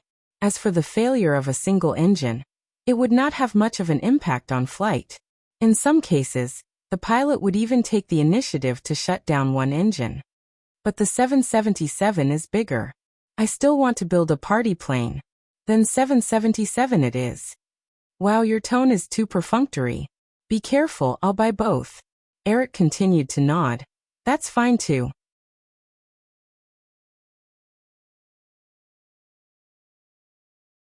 Chapter 882. Eric knew that the girl was interested in Boeing's latest Boeing 777-300 wide-body aircraft, which was also Boeing's largest passenger aircraft. Eric hugged the girl who threw herself at him because of his perfunctory attitude. He flipped through the information in front of him and said, "How about this, buy 2 747-400s.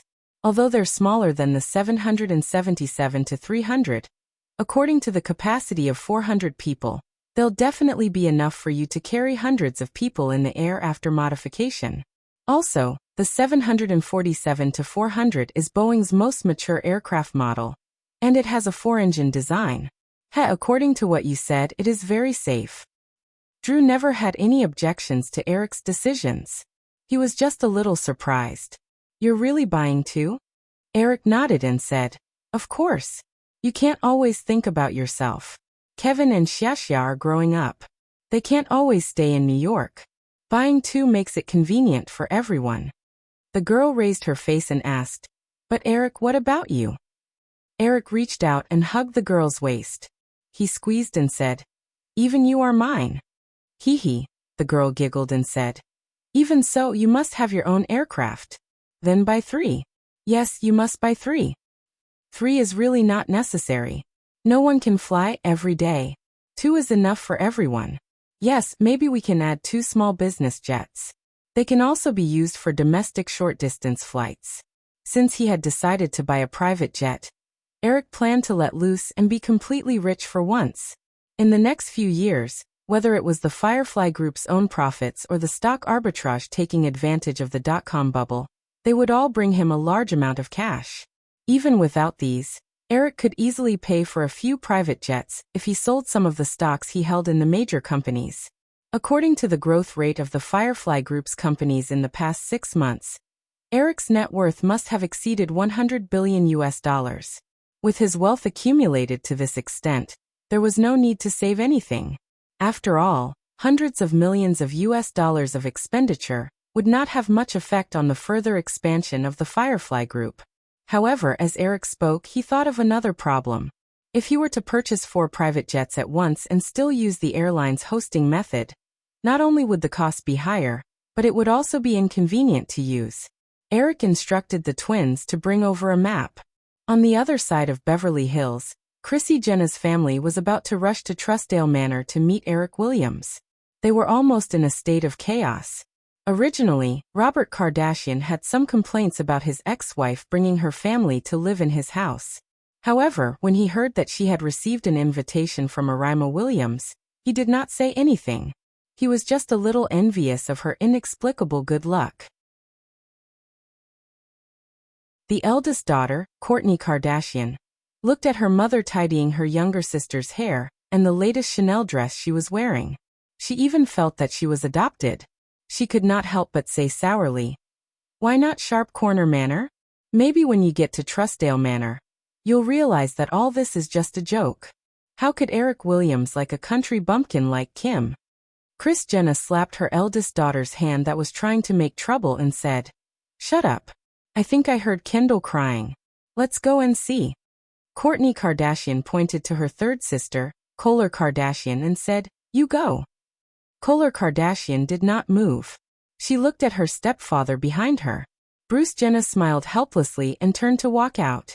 Kourtney Kardashian tugged at Kim Kardashian unwillingly and said, "Mom, why don't I go with you?" Kris Jenner sprayed some perfume on her daughter and sniffed her.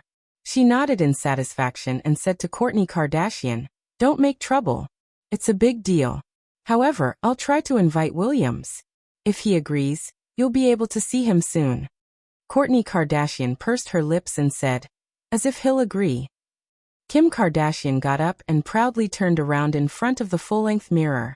She glanced at her sister and said, "Kourtney, you continue to make sarcastic remarks here.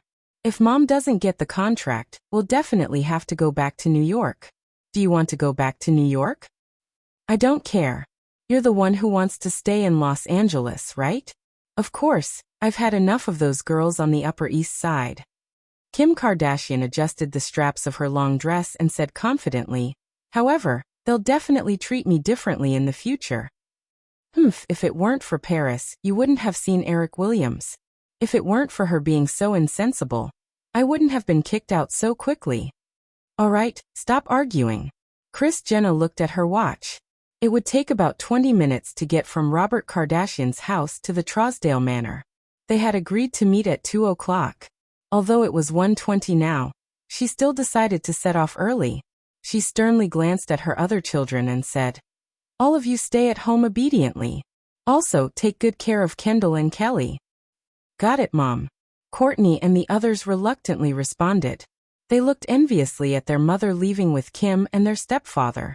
Although they set off early, the 3 of them calculated the time and arrived at the door of Drew's mansion 5 minutes earlier. After parking the car on the side of the road outside the mansion, Kris Jenner gave Kim Kardashian a few last words before she rang the doorbell. A moment later, the door opened. A Russian lady in a lady's blouse and black trousers with an air of an office lady opened the door.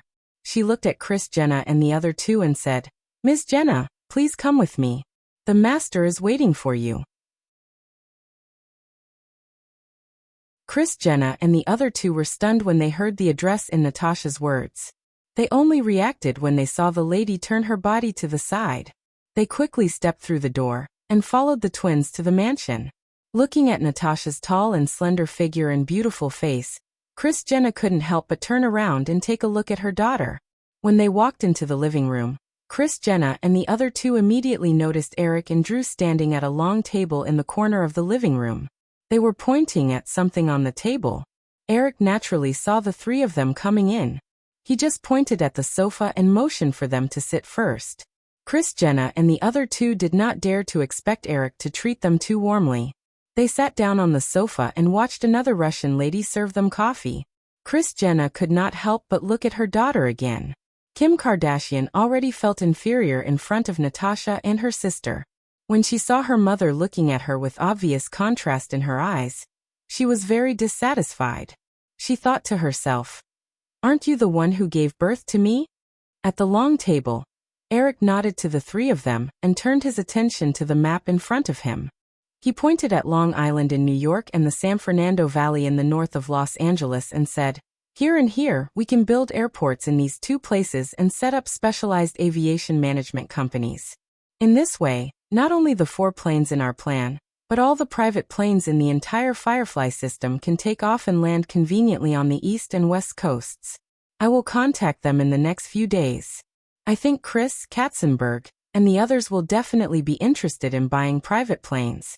Everyone can afford it now. In another 2 years, more people in the Firefly system will be able to afford private planes.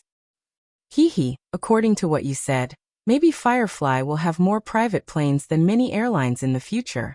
Maybe we should buy a bigger place now." The girl was very excited. Eric had described to her the huge growth potential of Firefly's investment in Yahoo and other companies. The girl believed in Eric's words without a doubt. Her little hand moved away from the United States and pointed to Europe. She waved it near London, England, and said, "Eric, why don't we build a private airport in London?"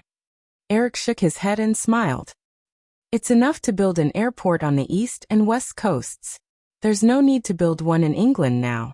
Okay, let's stop here first. There are still guests waiting." "Okay." Drew ordered Natasha to put away the map and walk to the sofa with Eric. Eric and the girl did not deliberately lower their voices when they spoke just now. Jenna and her family were secretly speechless when they heard their conversation. Bruce Jenna had accumulated a net worth of tens of millions over the years, but they could not afford to rent a private plane, let alone buy one. Not to mention a private airport. They did not even dare to think about it. However, Kris Jenna turned to look at her daughter. Until now, she firmly believed that the reason Eric gave her such an opportunity must have something to do with her daughter. She was not comparing her daughter with the twins just now. She was just curious about what part of her daughter attracted Eric Williams. Seeing Eric walking over with Drew, the three of them quickly got up and glanced at Eric beside Drew. Kris Jenna suddenly felt some eagerness in her heart. Drew Barrymore's background was not much better than her daughter's.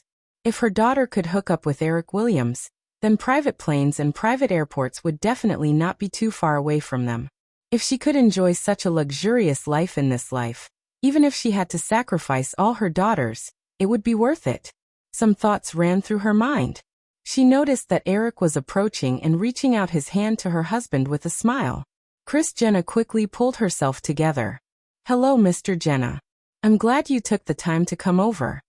Eric and Bruce Jenna exchanged pleasantries. Bruce Jenna did not know that Eric had said that he could participate in the reality show planning. Kris Jenna had specifically told her daughter to keep this matter a secret. Therefore, Bruce Jenna consciously put himself in the position of a chaperone. He smiled and shook hands with Eric and said, "Hello, Mr. Williams. Call me Eric." Eric smiled and shook hands with Kris Jenna. They chatted briefly and then greeted Kim Kardashian. "Kim, we meet again." "Yes, Eric." Kim Kardashian wanted to act more familiar, but in the end, she could not think of anything to say. After a simple greeting, both sides sat down again. The twins came over and handed Kris Jenna's reality show proposal to Eric. After flipping through the folder in his hand, Eric said to Kris Jenna, "Kris, I've read the proposal you wrote. Also, I agree with your idea of changing the Hollywood girls to Beverly Hills girls." Kris Jenner's reality show proposal accurately captured the two key points of lifestyle reality shows: tearing and showing off. These were undoubtedly important elements to catch the audience's attention. Not only that, Kris Jenner also suggested that Eric's idea of only Hollywood be expanded and changed into a reality show for rich girls in Beverly Hills. Not only could this still create a connection with Hollywood, but if it was successful, they could also continue to produce similar series in other parts of the United States. After Eric finished reading the proposal, he even thought of another well-known reality show in his memory: Beverly Wives, New York Wives, Miami Wives, and so on. Eric had not seen the Beverly Wives reality show in his previous life. However, since this series could develop so many branches, it must be very successful. Moreover, the Beverly Wives reality show was suitable for both Lifetime TV and MGM's upcoming E! Entertainment. If Kris Jenner could successfully produce this reality show proposal, Eric did not mind letting her continue to be in charge of the Beverly Wives series. As soon as Eric finished speaking, Kris Jenner could not wait and said, "Wait, Eric, so I got this job?" Eric nodded and said, "You can say that. However, I still have some questions." Kris Jenner felt that she had lost her composure just now. She calmed herself down and said, "Of course, please ask." "It's like this," Eric continued. "I'm very satisfied with the production proposal you came up with. However, you seem to have missed one point, which is the problem of publicity." In Eric's opinion, although Kris Jenner had captured the essence of tearing and showing off, her greatest potential should be in hype. In the original space-time, the Kardashians could appear on the gossip news when they went out for a stroll. That kind of pervasive hype was the foundation of the success of Walking with the Kardashians. The mastermind behind all this was the head of the Kardashian family, Kris Jenner. At this time, Eric naturally wanted to stimulate her potential in this aspect. You're tuning into the Earbook Haven YouTube channel. Don't forget to subscribe and join us on this journey to catch the most captivating stories.